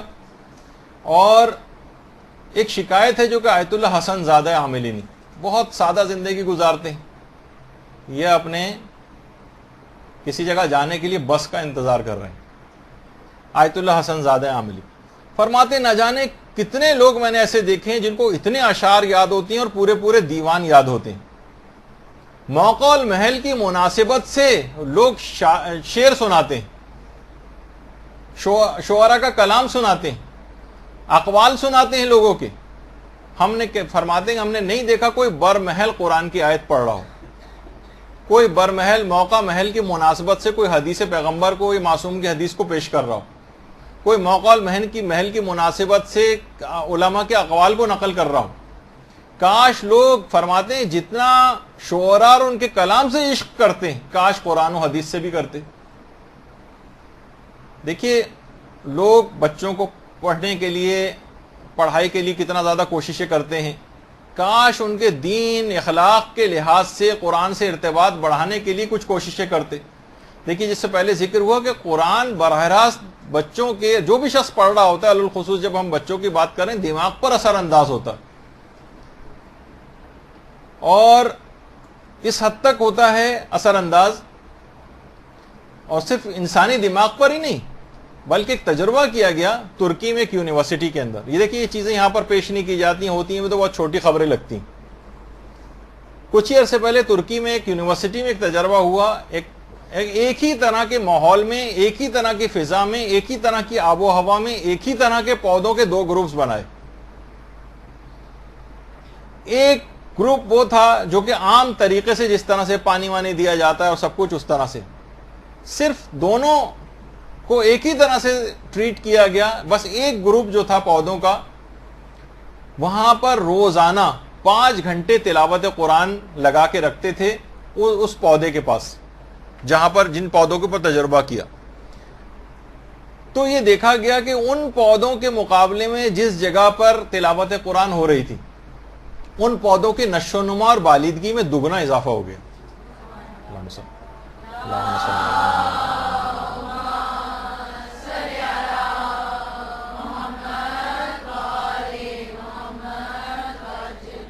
وہ جو عام پودے تھے بالکل جو ایک گروپ کے تھے، ان کی لمبائی 13 سینٹی میٹر تھی رہی اس کے بعد، اور جو دوسری جس میں تلاوت قرآن لگائی گئی تھی ان کی 20 سینٹی میٹر تک ان کی جو ہے لمبائی ہو گئی ان کے پتوں کی. تو بہرحال اس سے اندازہ لگائیں کہ ایک انسان کے دماغ کے اندر کتنی بالیدگی، کتنی زیادہ ذہانت، فطانت اس قرآن کے ذریعے پیدا ہوگی اگر بچوں کو قرآن کے اندر زیادہ سے زیادہ لگایا جائے. کتنی ہوشیاری بچوں کے اندر آ جائے گی. آج بچے اور نوجوان ہمارے قرآن سے بہت دور ہیں، اور جو بھی تلاوت قرآن کرتا ہے اس کا حافظہ بھی بڑا قوی ہو جاتا ہے، یادداشت اس کی بڑی قوی ہو جاتی ہے. جو مطالب اس کو عام زندگی میں بھی اگر قرآن سے، تو جو چیزیں ظاہر ہے اپنے اسکول کالج یونیورسٹی کے لیے یاد کرے گا وہ بھی اس کو پوری یاد رہیں گی. اور آیت اللہ حسن زادہ عاملی یہ بھی فرماتے ہیں کہ ویسے تو پورا قرآن ہی انسان کی یادداشت پر مثبت اثر انداز ہوتا ہے، یادداشت بہت قوی ہوتی ہے، لیکن علی الخصوص آیت الکرسی جو ہے اس کی تلاوت روزانہ کرنے سے تو بہت ہی زیادہ، یعنی پورے قرآن میں بھی سب سے زیادہ سمجھیں کہ وہ آیت الکرسی ہے جو کہ حافظے کے اوپر اثر انداز ہوتی.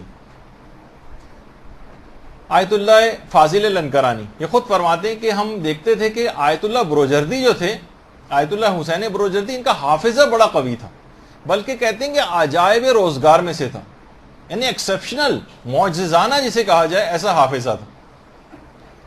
خود فرماتے ہیں کہ ایک دفعہ میں خود آیت اللہ فاضل لنکرانی کہہ رہے ہیں میرے ساتھ جو مرزا حسن نوری تھے اور جعفر احمدی جو کہ خود داماد تھے آیت اللہ بروجردی کے، وہ میرے ساتھ تھے، اور سید محمد حسن جو کہ بیٹے تھے آیت اللہ بروجردی کے وہ بھی ساتھ تھے. ہم سب آیت اللہ بروجردی کے پاس گئے جو سیدھے ہاتھ پہ ہیں وہ ہیں آیت اللہ بروجردی. آیت اللہ بروجردی کے پاس گئے تو آیت اللہ بروجردی کے پاس تمام علم رجال اور تمام اسناد حدیث اپنے پاس اشاریوں میں انہوں نے کوڈ ورڈز کے اندر لکھے ہوئے تھے. کہہ رہے کسی بات چیت کے اندر کسی راوی کی تفصیل میں 45 منٹ تک آیت اللہ بروجردی نے ایک مفصل واقعہ سنایا کسی راوی کے حالات پر. 45 منٹ، پونے گھنٹے تک. اور کہنے لگے کہ یہ واقعہ میں نے فلاں کتاب سے آج سے 42 سال پہلے پڑھا تھا. کہہ رہے ہم لوگ حیران رہ گئے، کسی شخص نے 42 سال پہلے کسی کتاب میں اس واقعے کو پڑھا ہو اور 45 منٹ تک اس مفصل اس واقعے کو بیان کیا انہوں نے، تو تمام جزئیات کے ساتھ، کہ ہم لوگ حیران رہ گئے. اور ہم دیکھتے تھے آیت اللہ سید حسین موسوی کرمانی یہ فرماتے تھے کہ آیت اللہ بروجردی خود کہتے تھے کہ میرا حافظہ بچپن سے بہت قوی، تلاوت قرآن بے تحاشا، ابھی میں آپ کو بات سناتا ہوں کہ تلاوت قرآن کرنے کے بے تحاشا حافظہ قوی تھا. اور اس کے بعد یہ خود فرماتے ہیں حسین کرمانی کہ ہم دیکھتے تھے کہ 95 سال کی عمر میں بھی اپنے بیٹے سے کہتے تھے، حافظہ اس قدر قوی تھا، اپنے بیٹے سے کہتے تھے جاؤ کتاب خانے میں جو 40واں ریک رکھا ہے، 40واں ریک، اس کی 12ویں رو میں میری 26ویں کتاب لے آؤ جا کر، فلاں کتاب ہے وہ 26 نمبر پہ رکھی ہوئی. کہہ رہے ہیں 95 سال کی عمر میں بھی اتنا حافظہ قوی تھا کہ کون سی کتاب کس جگہ پر لائبریری میں کون سے رو اور ریک کے اندر جو ہے وہ رکھی ہوئی اور اس کا نمبر کیا ہے. اور کتنی 1000 اشعار تو ان کو زبانی یاد تھے، 1000 اشعار. اور حجت الاسلام علی دوانی وہ خود فرماتے ہیں کہ آیت اللہ بروجردی اذان صبح سے 2 گھنٹہ پہلے اٹھ جاتے تھے، اذان صبح سے وضو کرتے تھے، پھر تلاوت قرآن کے اندر مصروف ہو جاتے تھے، پھر اس کے بعد پھر مطالعہ کرتے تھے، پھر فجر کی نماز کا وقت ہو جاتا تھا، پھر تعقیبات نماز پڑھتے تھے، اور تعقیبات نماز کے بعد پھر دوبارہ تلاوت قرآن کے اندر مشغول ہو جاتے تھے. اور اس کے بعد حتیٰ کہ وضو سے پہلے تلاوت قرآن کرتے تھے، وضو کے بعد تلاوت قرآن کرتے تھے، وضو کے درمیان بھی مسلسل آیات قرآنی کی تلاوت کرتے تھے. فرماتے ہیں کہ جس طریقے سے عام لوگ عام طور پر اس طرح گانے گنگنا رہے ہوتے ہیں، اس طرح سے ان کا زمزمہ جو قرآن آیات پہ مشتمل تھا وہ ہر وقت ان کی زبان پہ اس طرح سے گنگناتے رہتے تھے قرآنی آیتیں. جب اتنا پروردگار عالم کا پاکیزہ کلام زبانوں کے اوپر جاری و ساری رہے گا تو کہاں برائی کی طرف خیال جائے گا، کہاں عزم و ارادہ کمزور ہو پائے گا، تقوی بھی محفوظ رہے گا. قرآن کے اندر خود ایک بہت طاقت. دیکھیں سب علماء جو بیٹھے ہوئے ہیں، جہاں کہیں موقع ملتا تھا فوراً تلاوت قرآن شروع کر دیتے تھے، کبھی قرآن سے جدا ہی نہیں ہوتے تھے. تو بہرحال اچھا، روحانی طور پر جو انسان کے اندر کمی واقع ہوتی ہے نا، یہ میں آپ کو بات اور بتا دوں، یہ آج کل ماحول پورا ایسا بن گیا کہ تقریباً ہر شخص اس میں گرفتار ہو ہی جاتا ہے سننے کے باوجود بھی. وہ ہیں باہر کے کھانے.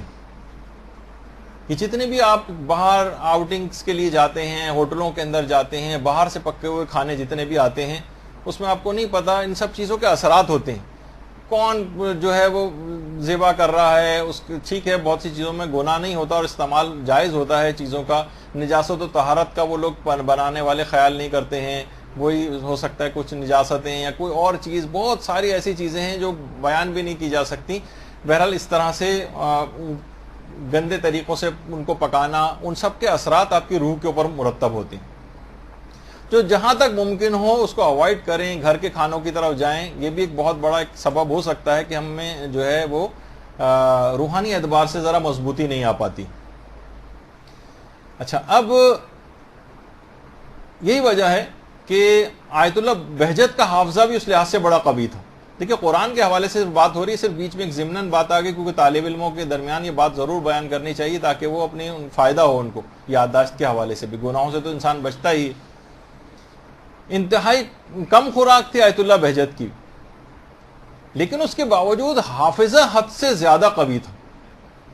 وہ خود کہتے تھے یہ میری کم خوراکی کی وجہ سے، حتیٰ کہ پانی بھی بڑا کم پیتے تھے. آیت اللہ بہجت کے متعلق ہے. تو باقاعدہ کسی جگہ یہ بھی ملتا ہے کہ امیر المومنین سے بھی پوچھا گیا تھا کہ اللہم صلی علی محمد و علی محمد،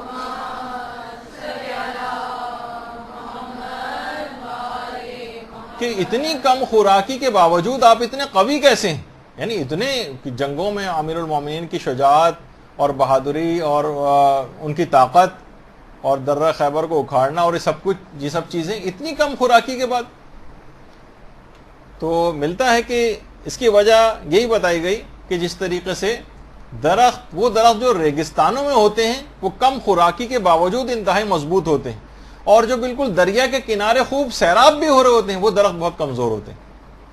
تو بہرحال دیکھیں، جن لوگوں نے بھی قرآن سے استفادہ کیا ہے، قرآن کی خصوصیت ہے کہ فائدہ ضرور پہنچاتی. آج کل تو خیر ایسا نہیں ہوتا، ہم دیکھتے ہیں کیونکہ اور بہت ساری چیزیں ایسی ہیں جو ہم حرام کام کر رہے ہوتے ہیں جس کی وجہ سے اثر پذیری کم ہو جاتی ہے. ایک اور چیز ہے جو آیت اللہ بہجت نے خاص طور پر ذکر کی حافظے کے حوالے سے، وہ ایک دعا ہے جو کہ مستدرک الوسائل میں بھی ہے اور امیر المومنین نے پیغمبر اسلام سے روایت کی. اللہم صلی علی محمد وعلی محمد.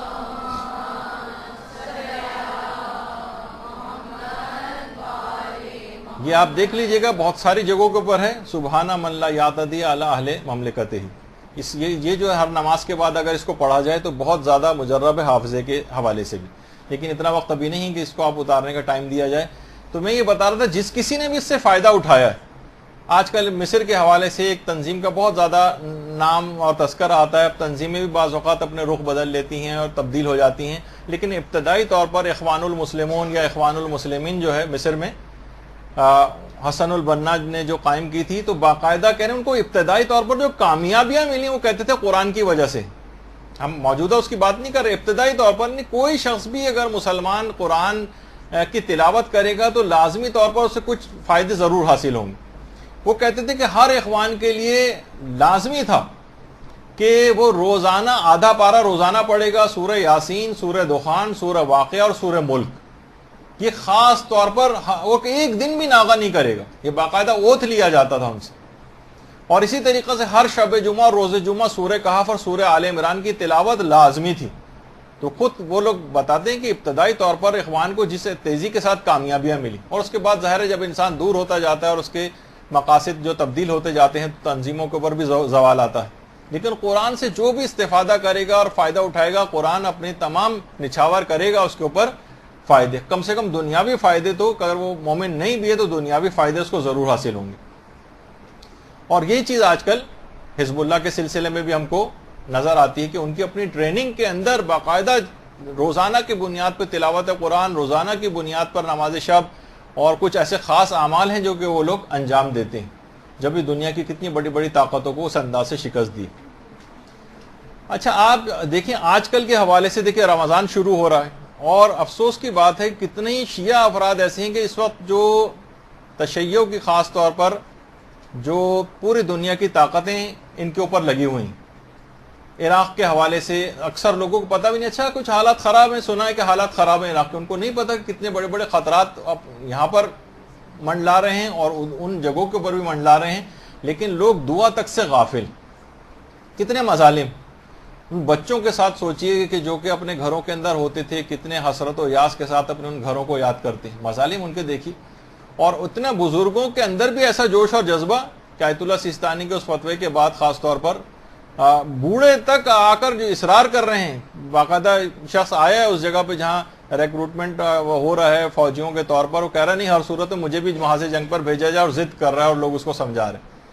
تو اتنا ان کے اندر اس انداز سے چیز پیدا ہوتی. تو ظالموں کی نابودی کے حوالے سے اس رمضان کو بہترین رمضان اپنا قرار دے دیں اور اس سے بھرپور استفادہ کر لیں. اس رمضان سے بہترین طریقے سے استفادہ، اور کوشش یہ کریں کہ محافل دعا کا انعقاد گھر گھر ہو جائے، اور ان جو بھی دعائیں ہیں، دعاؤں کی محفلیں ہیں، ان کے اندر علی الخصوص دعائے جوشن صغیر، اس کا علی الخصوص اہتمام کریں. سید حسن نصر اللہ، ان سے باقاعدہ جب انٹرویو لیا گیا کہ سنا ہے کہ آپ نے اسرائیل سے جب جنگ ہو رہی تھی 1 ماہ تک مسلسل حزب اللہ کے جوانوں کے ساتھ راتوں میں جاگ کر دعائے جوشن صغیر آپ پڑھتے بھی تھے اور دوسروں کو بھی تاکید کرتے تھے، کیا یہ بات صحیح ہے؟ حسن نصر اللہ سے باقاعدہ انٹرویو لیا گیا. انہوں نے فرمایا کہ یہ جو تاکید ہے دعائے جوشن صغیر پڑھنے کی، یہ اصل میں میری نہیں تھی، بلکہ یہ قائد انقلاب اسلامی آیت اللہ خامنہئی نے اس پر خاص طور پر تاکید کی تھی. انہوں نے تاکید کی تھی کہ ہم جب بھی ان سے ملاقات کے لیے جاتے تھے انہوں نے ہمیشہ ہمیں خدا سے رابطے، قرآن سے انس اور دعا سے محبت کرنے کی تاکید کی. کہہ رہے ہیں جب بھی ہم ان کے پاس گئے انہوں نے ان چیزوں پر باقاعدہ تاکید کی ہے، دعا سے محبت کرنے کی. دعا کے بارے میں خاص جو نصیحتیں تھیں ان کی، انہی میں ایک دعائے جوشن صغیر کی نصیحت بھی رہبر انقلاب اسلامی نے کی. خود حسن نصر اللہ فرماتے ہیں اپنے انٹرویو میں کہ جوشن صغیر لبنان میں ہم لوگوں کے لیے ایک بالکل نئی چیز تھی. اس سے پہلے لوگ شب قدر کے اندر دعائے جوشن کبیر پڑھتے تھے، مگر دعائے جوشن صغیر پڑھنے کا رجحان بالکل بھی نہیں تھا. لوگ ناواقف تھے، نہ اس کے پیغامات سے واقفیت تھی، نہ اس کے مفاہیم سے واقف تھے. لیکن جب ہم نے پڑھنا شروع کیا اس کو تو لگا یہ تو جوشن صغیر بالکل ہمارے حالات کے مطابق ہے. اس کے بعد ہم نے لبنانی قوم کے جو جوان ہیں اور حزب اللہ کے جو جوان ہیں ان کو پھر اس بات کی تعلیم کی اور قائد انقلاب اسلامی کی نصیحت سے ان کو آگاہ کیا. اور حقیقت یہ ہے کہ اس دعا کی جو فیوز و برکات ہیں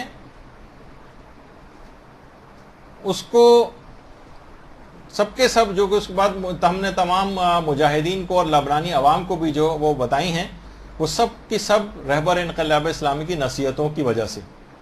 یہ باقاعدہ انٹرویو انہوں نے دیا. تو خاص طور پر یہ بڑی عجیب و غریب دعا ہے، دعائے جوشن صغیر.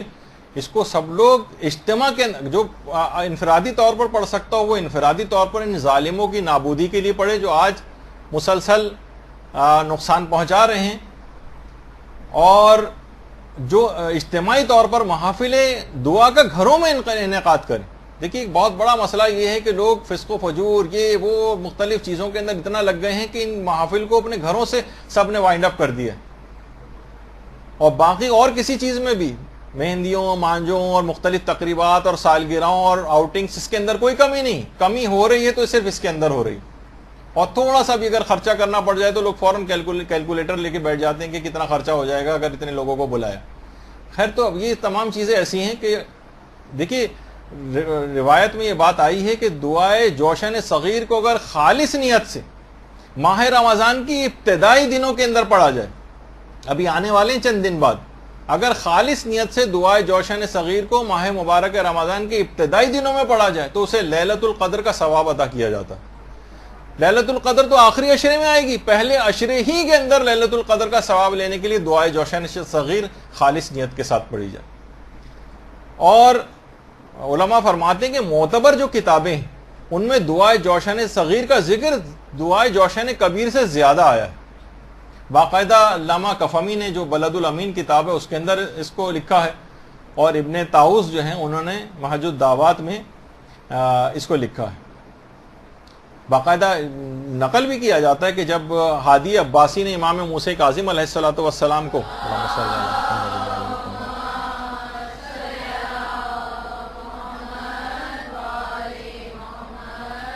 اس نے جب امام کو قتل کا ارادہ کیا تھا تو امام نے اس دعا کو پڑھا تھا، اور اس کے بعد خواب میں پیغمبر اسلام آئے تھے اور کہا تھا کہ کل پروردگار تمہارے دشمن کو ہلاک کر دے گا، اور اگلے دن اس کی پھر موت کی خبر آئی تھی.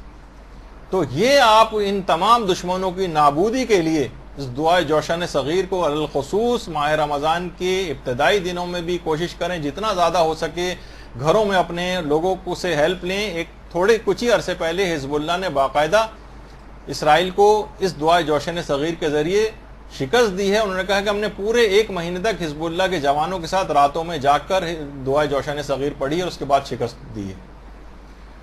تو اس رمضان کو اس لحاظ سے خالی نہ جانے دیں، اور ضرور بھی ضرور اس کے اندر آپ کوشش کریں کہ اس کو رائج رکھیں. محافل دعا کا انعقاد گھر گھر ہونا چاہیے، اور انفرادی طور پر بھی اجتماعی طور پر بھی، اور کوشش کریں کہ اگر ایک ہی گھر کے اندر ممکن نہیں تو الگ الگ گھروں کے اندر بھی اس کا انعقاد کریں، اور دوسروں تک پیغام پہنچائیں کہ زیادہ سے زیادہ دعا جوشان صغیر پڑھنا شروع کریں لوگ۔ اور آیت اللہ ناصر مکارم شیرازی فرماتے ہیں کہ اس حد تک کہ تمام فقہا نے کفن پر دعائے جوشن کبیر اور صغیر دونوں لکھنے کی بڑی تاکید کی، یعنی تمام فقہا نے اس کے استحباب کا فتویٰ دیا۔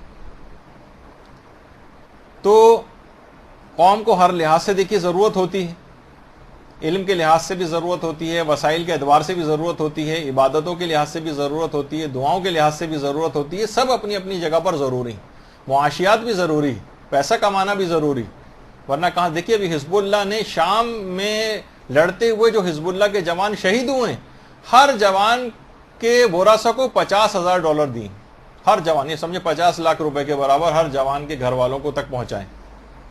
تو کتنا زیادہ، یعنی مالی اعتبار سے انسان جب دنیا کمائے گا لیکن آخرت کے لیے کمائے گا تو کسی کو دینے کے قابل ہوگا نا۔ تو دین کے بہت سارے شعبے ہیں، سب کو ہمیں وہ کرنا ہے، صرف یہ نہیں کہ کسی ایک ہی شعبے کو پکڑ کے بیٹھے رہنا۔ اچھا، اسی طرح سے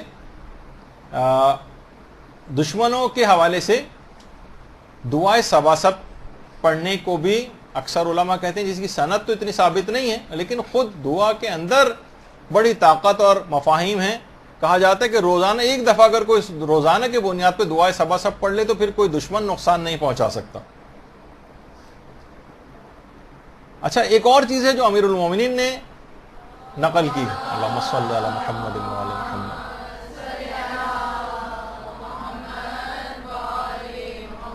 دشمنوں سے حفاظت کے لیے، اور وہ ہے کہ اذان اور اقامت کے درمیان سجدے میں جائیں اور اس دعا کو پڑھیں، رب لک سجدت خاضعا خاشعا ذلیلا۔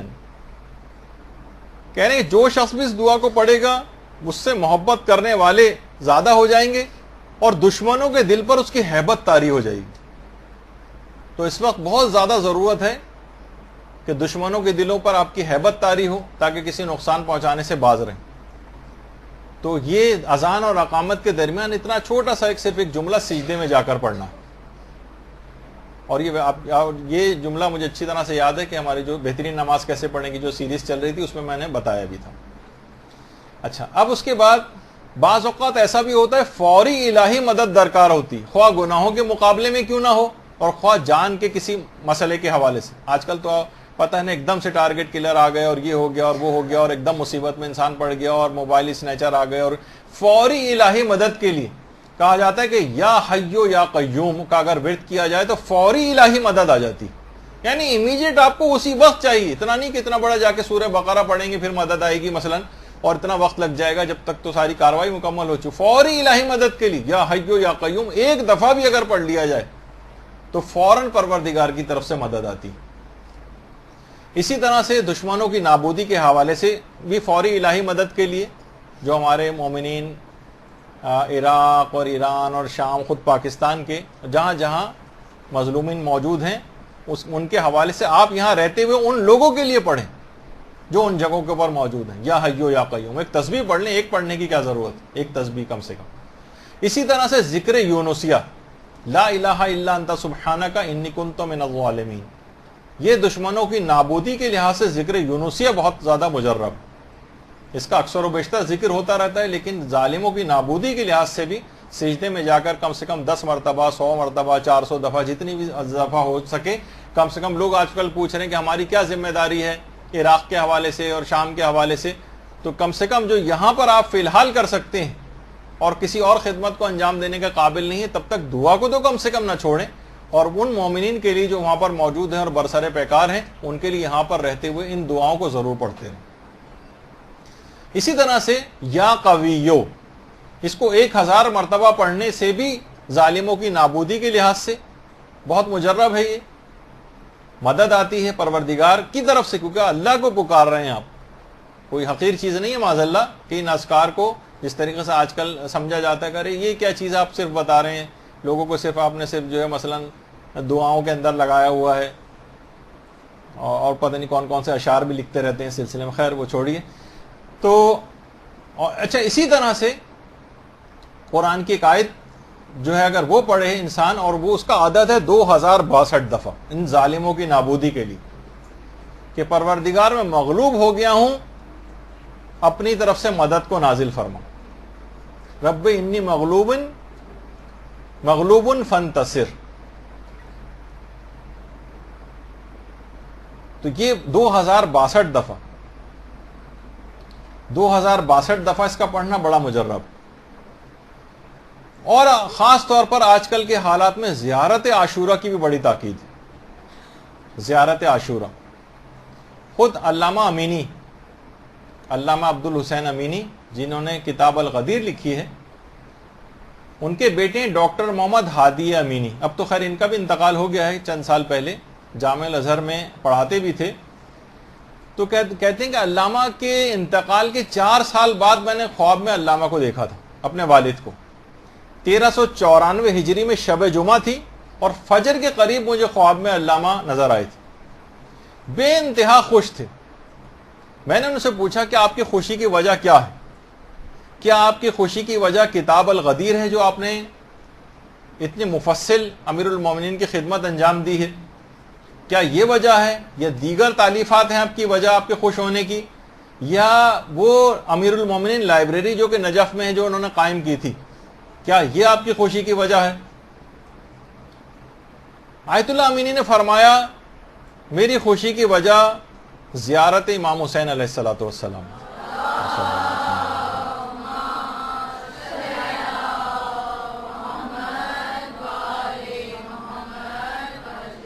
ان کے بیٹے نے کہا کہ اس زمانے میں حالات صحیح بھی نہیں تھے. کہا کہ بابا آپ کو تو پتہ ہے کہ حالات کتنے خراب ہیں، ہم زیارت امام حسین کے لیے تو وہاں پر نہیں جا سکتے بار بار.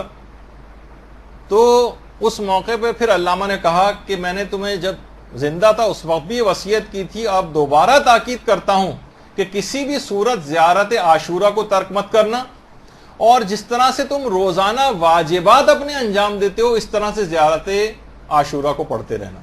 جس طریقے سے تم روزانہ کی بنیاد پر واجبات کو انجام دیتے ہو. دیکھیں ہمارے علماء اتنے حساس رہے ہیں خاص طور پر زیارت عاشورہ کی آج کل ظالموں کی نابودی کی نیت سے پڑھنا. اپنے لحاظ سے بھی کہ ملا فتح علی سلطان آبادی گزرے ہیں، یہ محرم کے پہلے 10 دنوں میں ہر شہید کربلا کی طرف سے الگ الگ زیارت عاشورہ پڑھتے تھے روزانہ ابتدائی 10 دنوں میں. حتیٰ کہ جس وقت ان کی روح جسم سے نکل رہی تھی اس وقت بھی زیارت عاشورہ ان کی زبان پر تھی.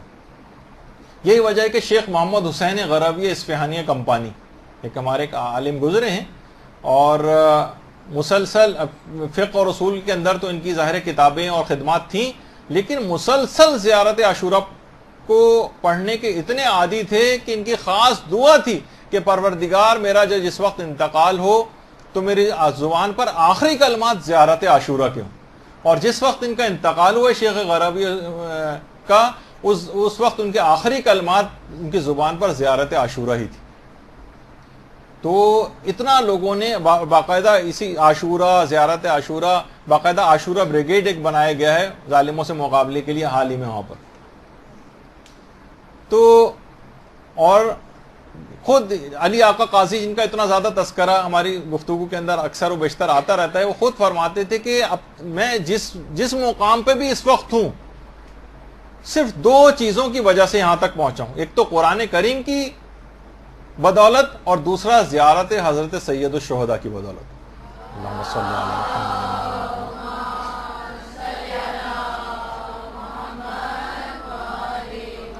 جو مقام بھی مجھے حاصل ہوا ہے ان 2 چیزوں کی وجہ سے حاصل ہوا. دیکھیے ابھی ہم نے کہا 50 آیات تلاوت قرآن روزانہ کرنا اور ہر وقت قرآن کو اپنے اوڑھنا بچھونا قرار دینا، اور اسی طریقے سے زیارت عاشورہ بھی اگر انسان اس انداز سے کرتا رہے. آیت اللہ سید تقی موسوی اصفہانی جو صاحب مکیال المکارم کہلاتے ہیں، ان کے خادم کے بھائی نے ان کے خادم تھے، انہوں نے اپنے بھائی کو خواب میں دیکھا جو انتقال کر گئے تھے. دیکھا کہ بہت لباس فاخرانہ پہنے ہوئے ہیں تو میں بڑا حیران ہوا کیونکہ میرے بھائی کا اتنا اچھا کردار نہیں تھا. میں نے اس سے پوچھا کہ تمہارے اعمال تو اس قابل نہیں تھے, پھر آخر اتنے خوش ہونے کی وجہ کیا ہے؟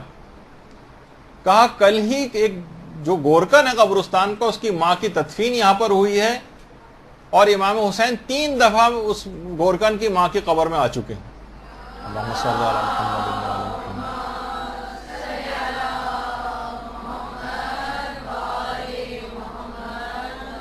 اور اطراف کی جتنی بھی قبریں ہیں, اس گورکن کی ماں کے اطراف کی جتنی بھی قبریں ہیں, ان سب کو امام حسین کی طرف سے لباس فاخرہ عطا کیا گیا. اللہم صلی علی محمد و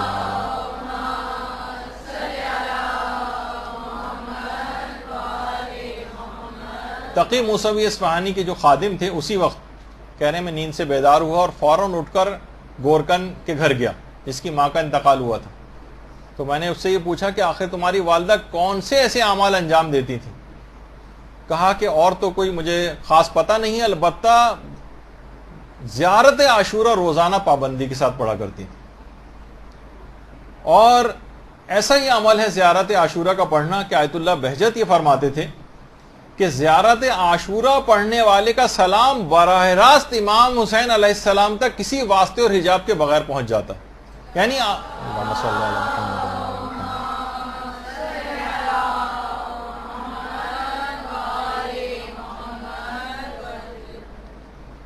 تو دیکھیے ہمارے ساتھ یہی بڑا مسئلہ ہے کہ ان تمام چیزوں کے اوپر عمل پیرا نہیں ہوتے ہیں. جتنا مجھے ابھی سمجھیں کہ آدھا حصہ اس کا بیان ہوا ہے, اور آدھا حصہ ہم کیا کریں اس لحاظ سے یہ آئندہ جو ہماری نشست ہوگی اگلی, اس کے اندر بیان کریں گے. آج کی حد تک صرف 2 پیغامات خاص طور پر رہے کہ ایک تو آپ کو 4 برائیوں سے اپنا پیچھا چھڑانا ہے, اگر سارا سال جس رمضان سے حاصل شدہ تقوی کو استعمال کرنا, ورنہ یہ سب ضائع ہو جائے گا. وہ 4 برائیاں آپ کو بتائی گئیں, اور کچھ نیکیاں خاص طور پر انجام دینی ہیں آپ نے, جو کہ ابھی اس میں سے فقط صرف 2 بیان ہوئی ہیں. البتہ بیچ میں بھی بہت سی کارآمد باتیں اور عملیات وغیرہ آتے رہے ہیں. تو یہاں پر ہم فی الحال اس اپنی گفتگو کو روکتے ہیں, تاکہ اب جو آئندہ ہماری جو نشست ہوگی اس کا سمجھے پارٹ 2 ہوگا. ابھی بات مکمل نہیں ہوئی کیونکہ اور وقت ختم ہو گیا. تو انشاءاللہ اس پہ عمل کرنا شروع کریں. جتنی باتیں بتائی ہیں جیسے جیسے عمل کرتی جائیں گی, عزم و ارادے کے اندر پختگی انشاءاللہ آئے گی, اور پھر آپ دیکھیں گے پورا رمضان, اس کوشش کریں کہ اس رمضان کو پچھلے گزرے ہوئے رمضانوں کی طرح سے نہ لیں, اور ایک نئے عزم و حوصلے اور ارادے کے ساتھ اس رمضان کو گزاریں جو کہ کچھ دنوں بعد شروع ہونے والا ہے. بس صلی اللہ علی محمد وآلہ الطیبین الطاہرین. اللجن اللجن يا مولا اللجن اللجن اللجن اللجن اللجن اللجن اللجن يا صاحب السماء اللجن